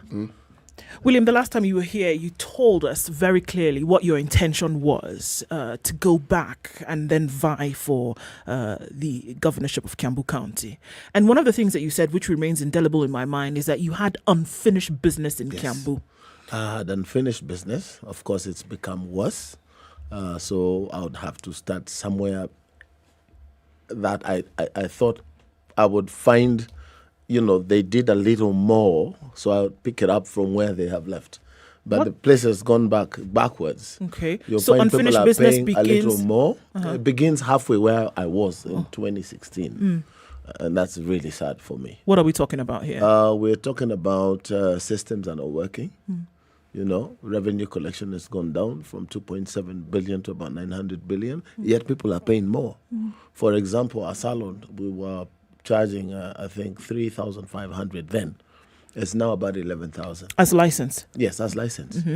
They're charging almost 3 times more. But the revenue of the county has dropped. So what does that say? That says leakage. What it says, it says there was COVID. COVID didn't take away the money because they're still paying. So that answers one question of the issue that anti-corruption, Ethics and Anti-Corruption Commission is looking into, an asset recovery from Waitito. They're saying he cannot explain 1.9 billion. So where would that have come from? A big question. It could be from revenue, it could be from bribes, it could be from sales of something. Something is not right. The most worrying thing, and this is not only in Kiambu, it's in the Republic. I've seen it in Nairobi, Murang'a, Nyeri, is a trend of insecurity and unemployment. And it is so huge a problem. You will not see it when you leave studio here and get into your matatu and go home. But if you try and address these guys, for example, yesterday I was in Thika, no, the day before yesterday, in a place called Wetaithie. Big crowd, 2,000-3,000 people. 4 o'clock in the afternoon. Where are these people coming from? At 4 o'clock in the afternoon, they should be working. Then by the time you want to leave, you've addressed them, everything else is okay, but the minute you get into your car to leave, then you meet something you have never seen. Such It's so scary. What is that? At the risk of, this is a political season. It is. So you have to be very careful what you say because people will interpret it differently. These guys are almost getting whatever it is they will get from your car. Whatever it is. And it is by force. You look at it and think that you're not in your country. You're elsewhere. These are things you probably heard of, or I saw them in the Bronx in New York in the 90s. And it's going to get really serious if this matter is not addressed. I came to a church function just around where we are here. And I was with Mheshimiwa Mudavadi as we were leaving. I needed to leave just a little earlier, 5 minutes ahead. I got into the car just outside the church. These young men, they are on the road, they've blocked the road, you still are driving to push, and they're holding onto the bonnet. 20, 30 of them. What is it they want? Handouts.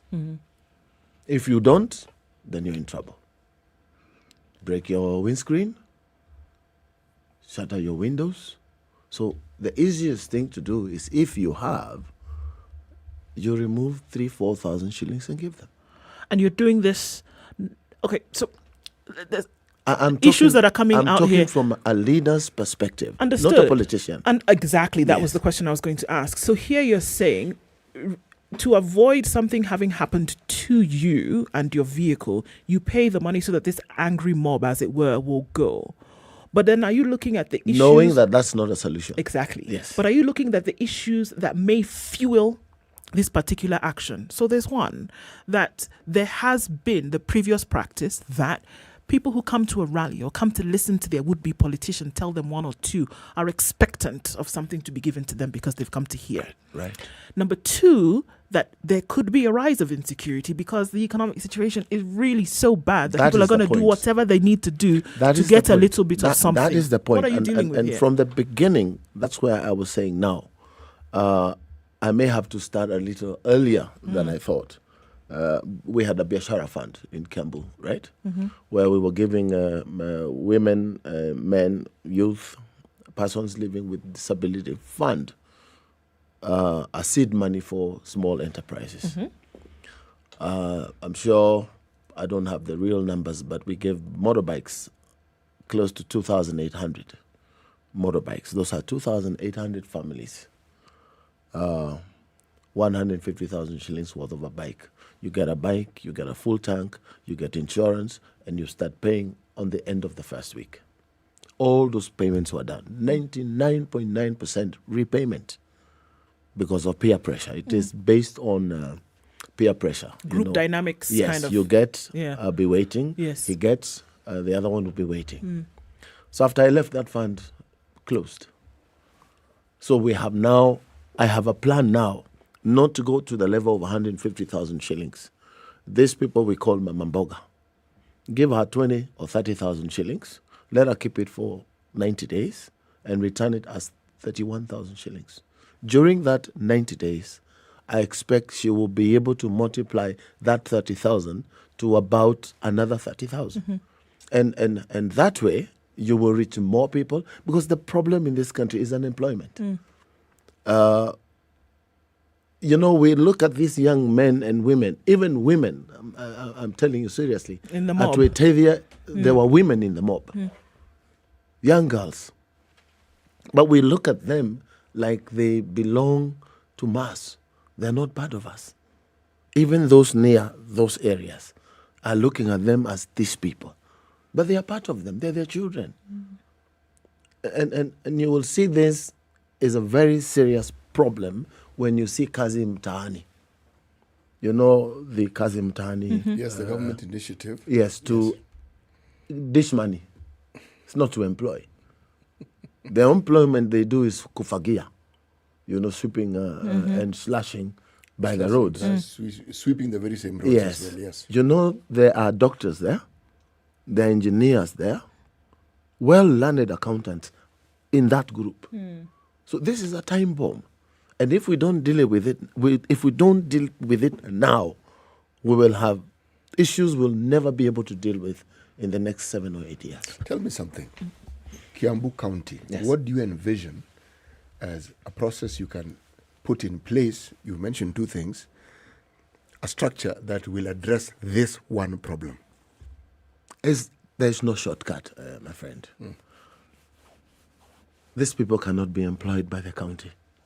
No. These people cannot be employed by the manufacturing industry that we have. No. These people can only engage in enterprise development, like start their own small enterprises. Remember that everyone has a hustle, as they say.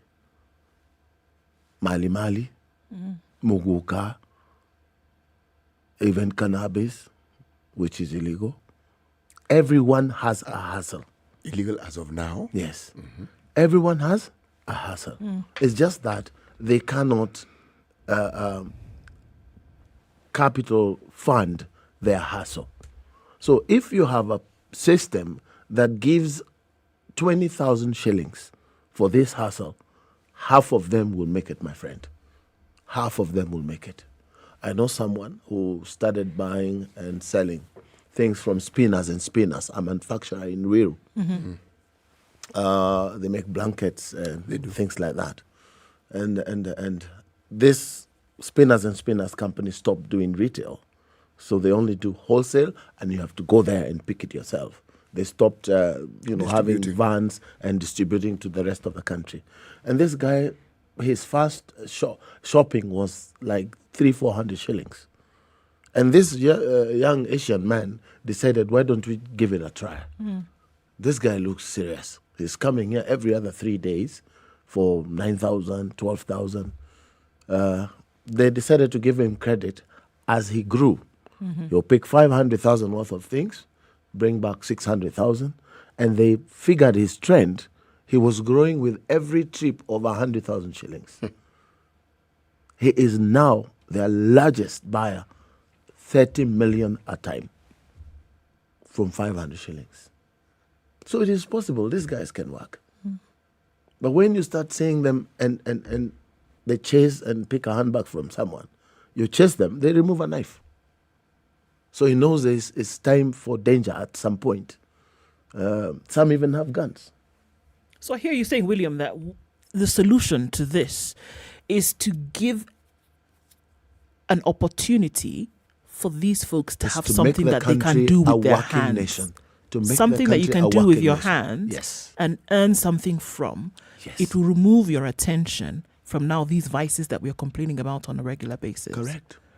You stop being idle, put it this way. You stop being idle. And again, if we can address these two things together, because they are bedfellows, corruption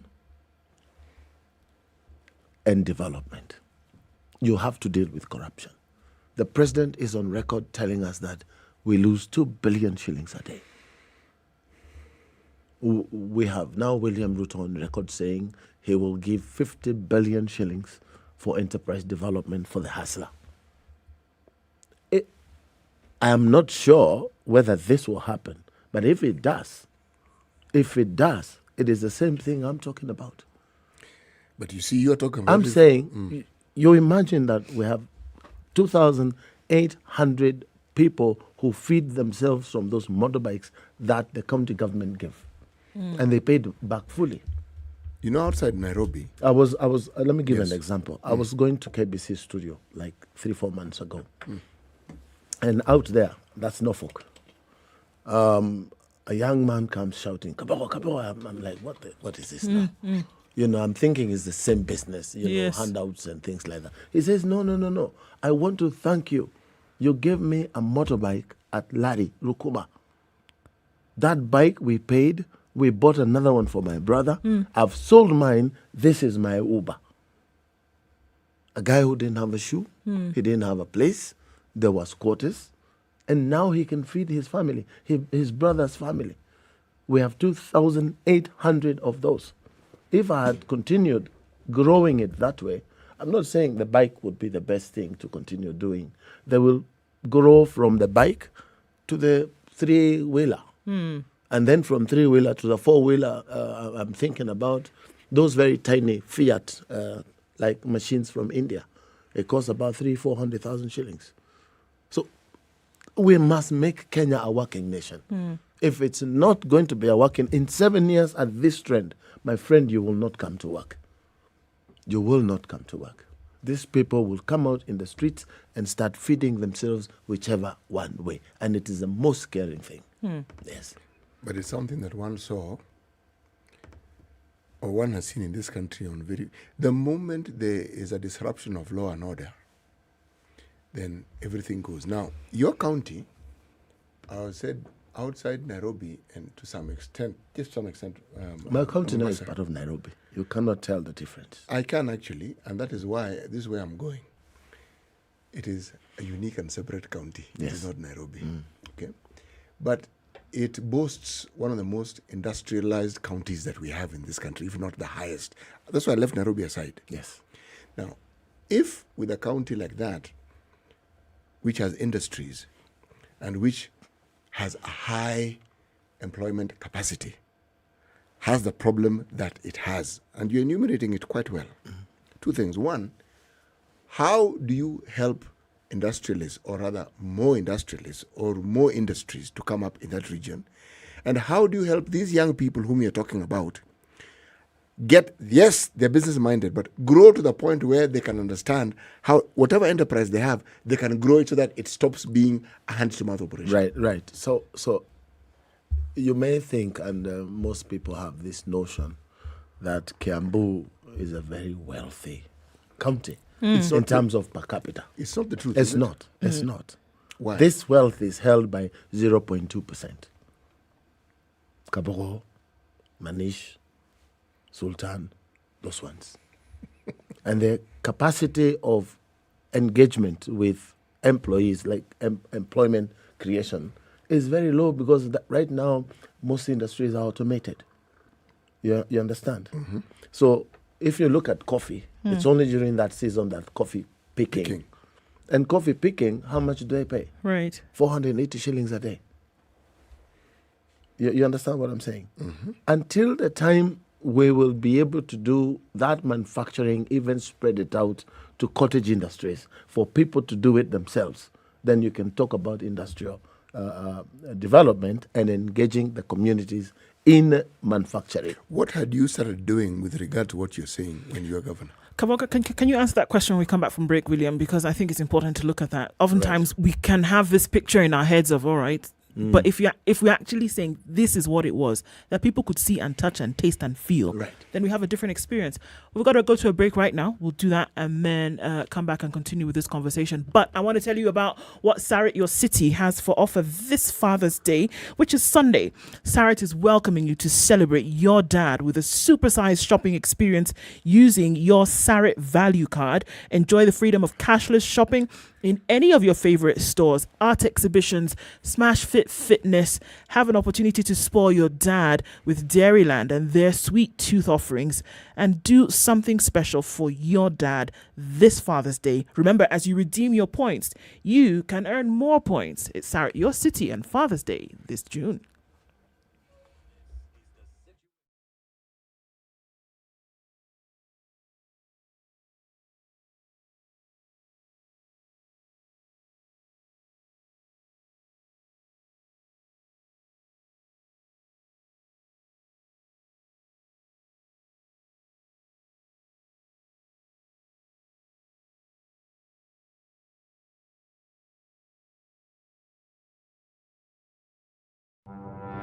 There are so many people peddling what is false and that it bears remarkable resemblance to what is true. Politicians have their agenda, and their agenda is to use every opportunity to sell that agenda and to loot this nation. I have seen major strides that are done in this country when we talk to each other as against talking at each other. We start getting back into the tribal cocoons which were put to us by the colonial powers. You know, they gave us physical freedom but not mental freedom. We're still mentally colonized today into these cocoons of tribe. Now, if you live in an area where it's difficult to find a dog, He's a goat. I kid you not. In which part of this country is it difficult to find a dog?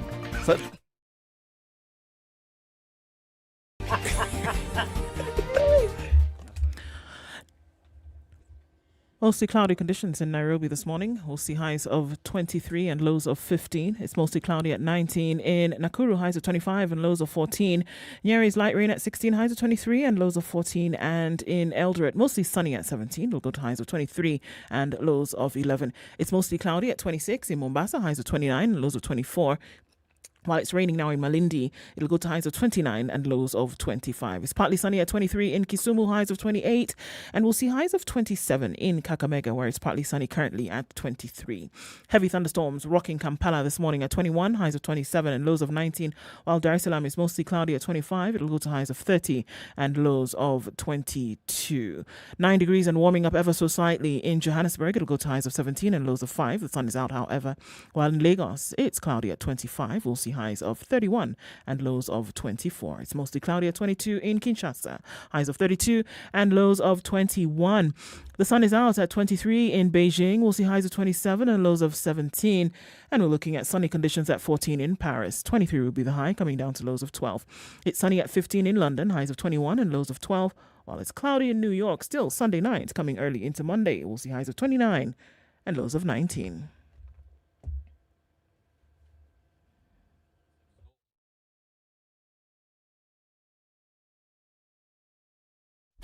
Classic soul, R&B, smooth jazz, neo soul, and nostalgic ballads. Make some noise. Yeah! You're listening. All right, the time says that we're getting out of traffic hour, but there's a bit of a holdup on the southern bypass this morning, getting out towards the city the long way. But it's probably because of this traffic that's coming off the Lekoni interchange. We'll keep an eye on that.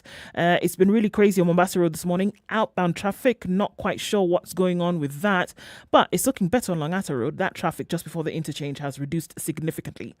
In and outbound traffic on Jogo Road continues, but Rilo Dingo not looking too bad at this point. The thicker superhighway traffic has more or less cleared here, as has on Kiambu Road. We're just looking at that Pangani underpass stretch, which has some issues. Apart from that, looks like we handled Monday really well. Let's talk through the morning on SpiceFM KE on Twitter. Text 40127. Business news with SpiceFM. I'm Dennis Aseto. Tour operators in Kenya have been urged to embed inclusivity, sustainability and resilience in their business models to ensure that the sector continues to be a driver of economic and social progress. Kenya Tourism Board Chief Executive Officer Betty Radier says that the current travel trends and scenarios require that tour operators change their model of operation from travel coordinators to experienced designers to cater to the current traveler. Kenya is seeking to export black tea to China following China's increased interest in the commodity. Ambassador designate to China Muthoni Gishoi, speaking during a tour of Nduti Tea Factory in Murang'a, said that although China is the largest consumer and exporter of green tea, consumption of black tea is also on the rise. Gishoi, who was on the fact-finding mission, observed that black tea, although untraditional in China, is gaining popularity and finding a market. And Kenya Airways subsidiary Fahari Aviation has launched the first drone enclosure facility in the country. The facility is expected to be deployed in training and testing drones and drone equipment. The innovative unit of the national carrier is betting on the facility to position itself in exploring future technologies in aviation. Devolution Cabinet Secretary Eugene Omalo has sanctioned the temporary closure of Nzoia Sugar Company for a 2-month maintenance period that will see the high cost of production considerably reduced. Managing Director Crispinas Ogutu says the factory has run for 6 years without maintenance against the standard practice of annual maintenance.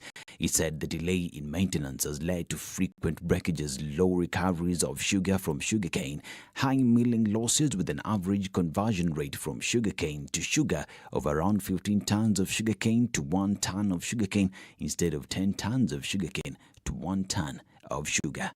And Total Energies has partnered with Appersand, a Rwandan-based company, to launch electric motorcycle battery swapping and charging stations in Kenya. With nearly 400 bikes on the road and 35,000 swaps per month, Appersand is pioneering the switch to electric motorbikes, which they believe will save on fuel and maintenance while doubling the border riders' income. Border riders in Nairobi will be able to swap in Total Energies in Hurlingham, Dagoretti and Mountain View service stations. For Spice Business, I'm Dennis Aseto. Spice FM Business.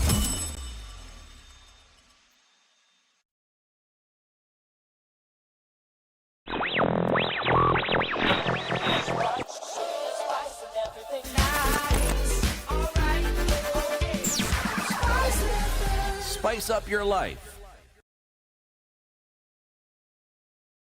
Mature, intelligent talk every morning. Spice up yourself.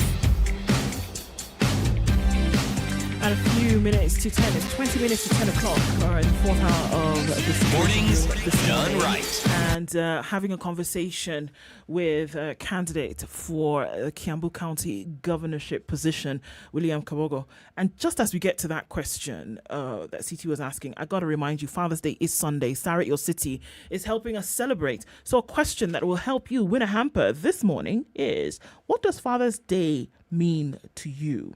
What does Father's Day mean to you? Talk to us, SpiceFM KE on Facebook, SpiceFM KE on YouTube as well. Let us know what that is. Hamper is up for grabs this morning. We'll let you know what or who wins that this morning. So, William, just before we went to the break, CT had that question for you. What are some things that you actually did? What are some things that you saw worked for the people of the county? I'll tell you... we did very well in the health sector. And I want to remind you about a project that was brought by the system, national government, equipment leasing. That was the biggest scandal I have ever come across. MES. Yes, as governor. You know, I was the governor of the president. And it was very difficult to say no to some of these things, but I did say no. But finally, I was pushed until we signed to lease this equipment.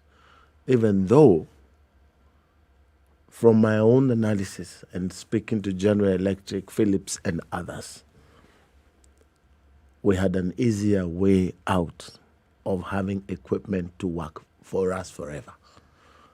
What do I mean by forever? I mean, right now, all this equipment, none is working. Even counties like Isiolo, where they didn't have hospitals, they're still paying, or they still paid 94 million shillings a year. For nothing. For nothing. Well, for some equipment. Some equipments. And this was done by a guy called Ngatia. And I'm happy that he never got a chance to even buy in Nairobi. Don't say what you really think, William. That's my opinion. It's not spice. It's my opinion because we know more than probably people think we know. You know, I had negotiated as governor of Kiambu with General Electric and Philips. You know the way you have a photocopier that you don't own here in the Standard. You go and get a photocopier from a manufacturer. They put it on the floor. You pay for that. They pay you for using your space, rent, but they charge you per copier. This is what I had done with CT scan, equipment and things like that. We didn't have to spend 94 million shillings a year for equipment worth 150 million shillings. You understand what I'm saying? 150 million shilling worth of equipment is what we were given, but we were paying 94 million a year for 7 years. That's one of the biggest scams that you will ever come across. And no one is in court anywhere. No one is being investigated. Maybe I'll be investigated after I leave here. For saying that, perhaps you have some inside information. Yes, for things that I am saying. So it's taken us back to corruption. But I sorted our mess in hospitals. And you remember we wanted to take Kidero and Machakos to court because they were consuming our drugs. Where are the hospitals in Nairobi? What do you mean consuming your drugs? Drugs in our hospitals. Because because residents from their counties were coming to Kiambu County? Here, they were being treated in Kiambu. Residents of Moranga were being treated in Thika. Residents of Machakos were being treated in Thika. And that's why I introduced a fee of 5,000 shillings for every ambulance that was not from Kiambu. You'd find 10 or 15 ambulances at one day from Machakos. So we did the infrastructure in terms of healthcare, and it was being used by Kenyans, which is okay, but we had limited resources. Essentially, you're saying these Kenyans also had their governors. Yes. And their governors also had their finances. Correct. And they could have done the same But thing. the little we had, if they had done what we were doing, then everyone would have access to good health facilities. Ambulances, we didn't buy matatus, E23s. You know that bread-looking matatu? Right. We didn't buy that. We bought state-of-the-art equivalent to HDU. I hear you saying so you that needed to get everything- yourself into that matatu, into that ambulance, then you're sure you have a chance. William, essentially, you're saying that everything that you did while you were governor was undone in the years after, and it's only going to take you Well, you to come remember, back it will take and me a put long them time. into place. Believe you me, sometimes I'm even worried whether I may have to just go work and leave it where I left it. At least get back to where it was. Okay, Yes, that's get what it you're back. But and that's why I was supporting BBI towards half the journey of BBI, because it was going to give counties that are densely populated more money. Kiambu gets about 9 billion now. And during that proposal, Kiambu was going to get, I think, 19 or 20 billion. Remember that when I went into Kiambu, the Kajos, what you call Kajos, you know, used to collect about 700 million a year. And then when I studied the amount of money we're going to receive, 8 billion, and our recurrent expenditure was close to 7 point something billion. Yes, that meant there was only a few hundred millions yes. for development. Even the story of 30-70 ratio was not... It didn't add up. It didn't add up at all. So what did I do? First, I went into finding out whether we have revenue leakage. And my friend, there were receipt books for the Kajura, receipt book for the collector, receipt book for the Kaju. These are their own personal receipts. Personal, yes. So it wasn't a drip, it was a gaping hole. Yes. Okay. So we quickly did a small seminar within the office, not in those hotels, within the office, and said, what are the things we can do to improve our revenue collection as quick fruits? One was to digitize. You remember I got into so much trouble with the MCAs and MPs that Kapogo is buying computers. You know, the little brains, people, you know, were buying computers. Digitizing, according to them. Maybe you didn't involve them in adequate public participation. No, we didn't involve them in digitizing, so they didn't make any money. Okay. So you understand? Okay. And we went to the top of the range in terms of systems. SAP, the most expensive.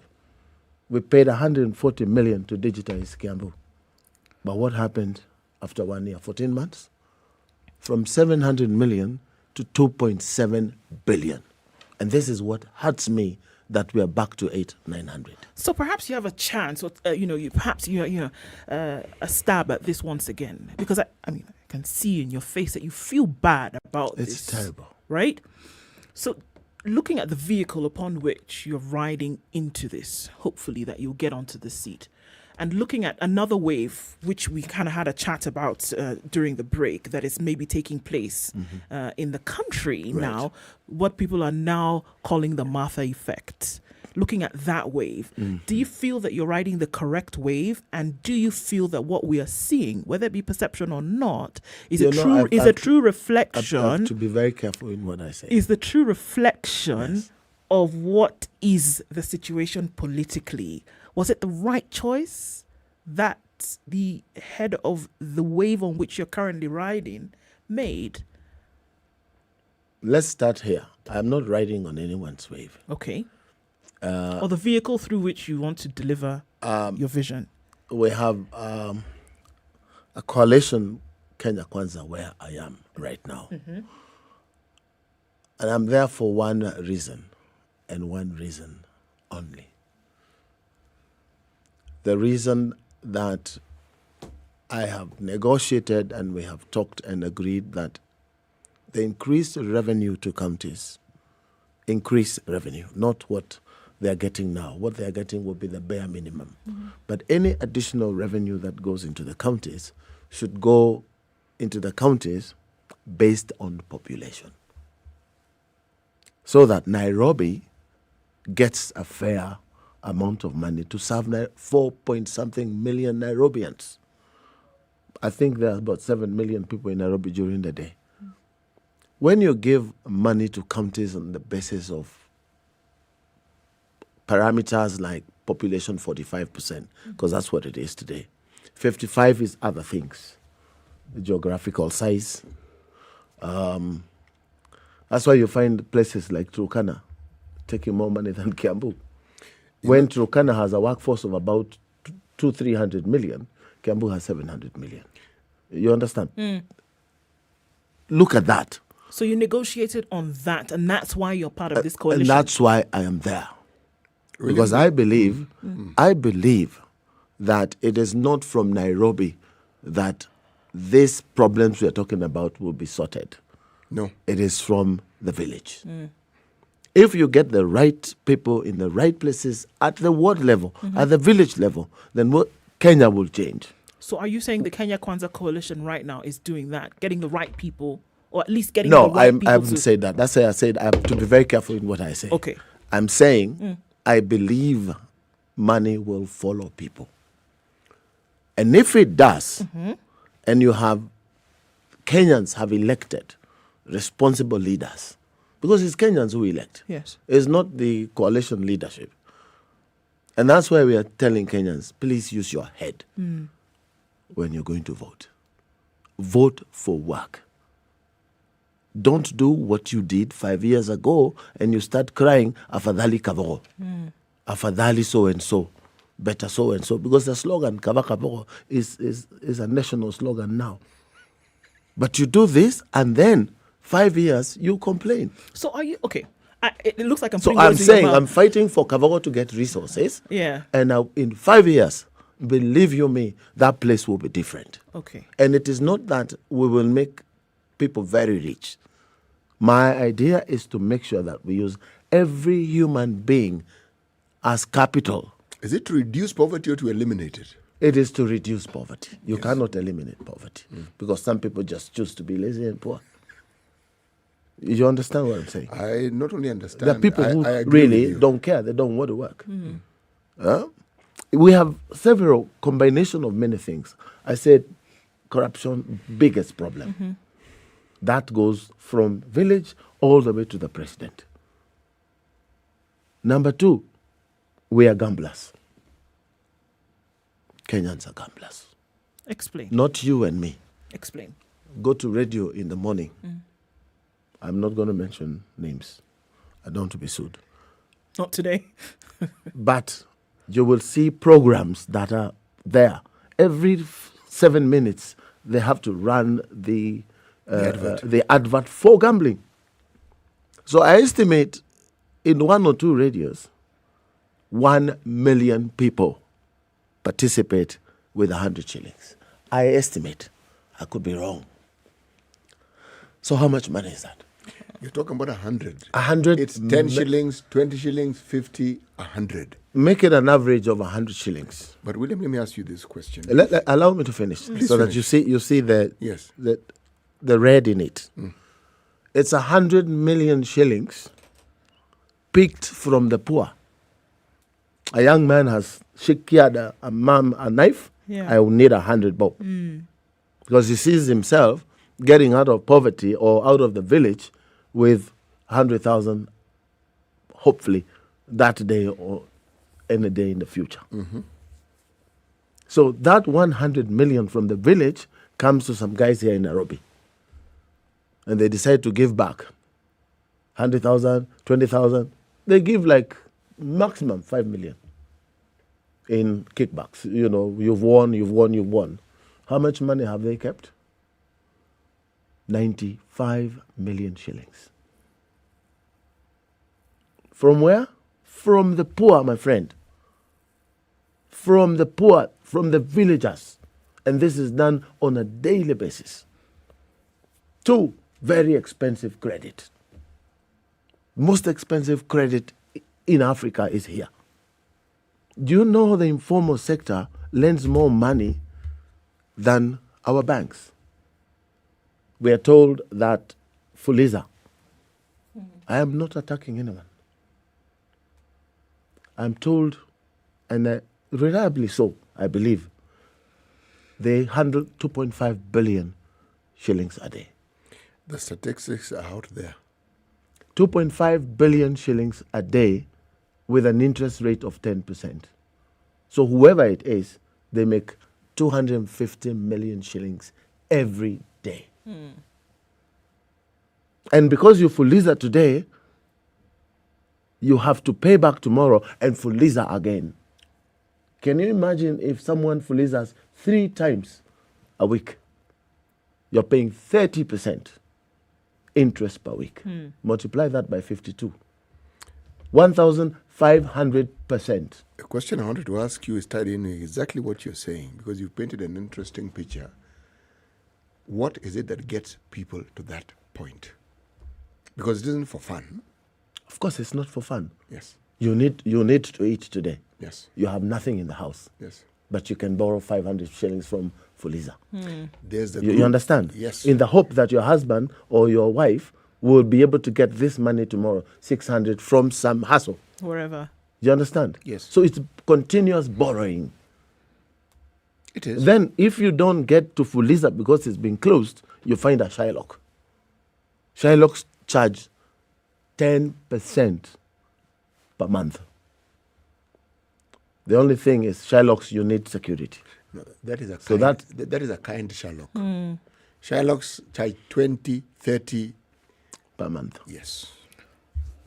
So we are a country of very expensive credit, gamblers, a country full of corruption, and we are looking at the same people to take us out of this. We are looking at the same people.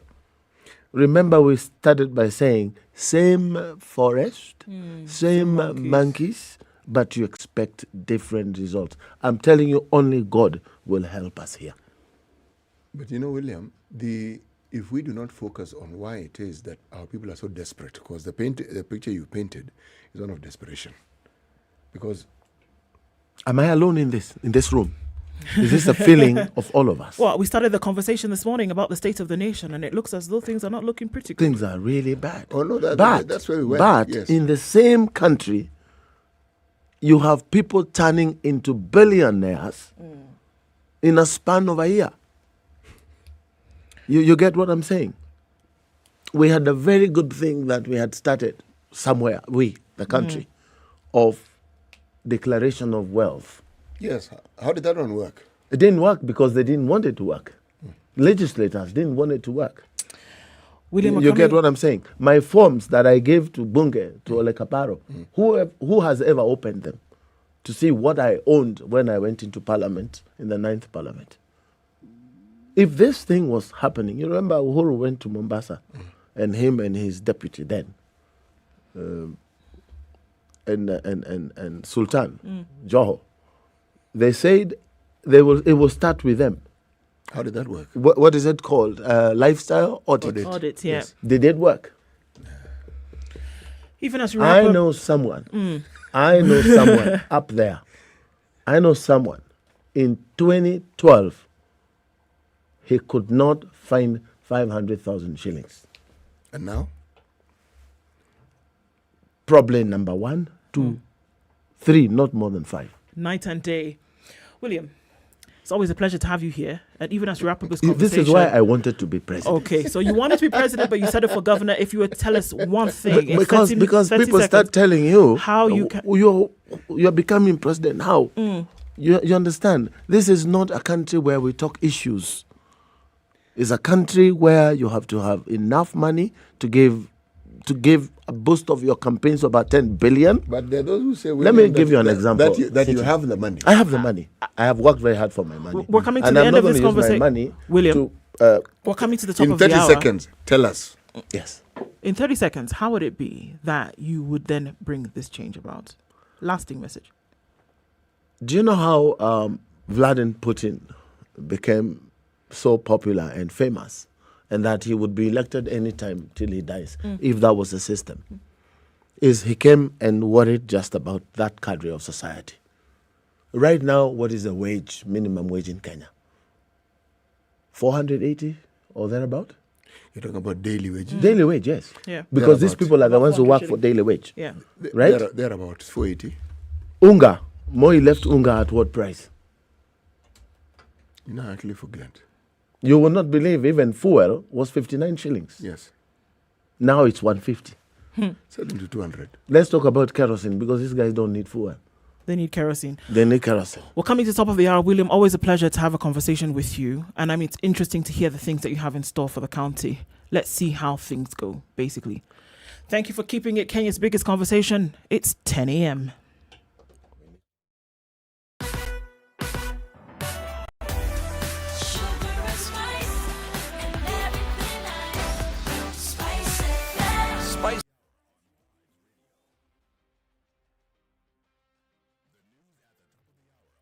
The latest news from around the world. 94.4 Spice FM. Good morning, this is Newswire. Dennis Aseto. Tujibebe wa Kenya Party leader William Kabongo is asking Kenyans to elect leaders who are development-oriented instead of solely focusing on parties. In an interview with SpiceFM, the Kiambu gubernatorial candidate exuded confidence that he will clinch the Kiambu top seat, for the urging Kiambu residents to use the August 9th elections to prove that our democracy is mature. Vyama vina wenyewe. It means that parties have owners. This one is owned by those who support the party. There are no preferred candidates, no favors. And Kenyans now know that they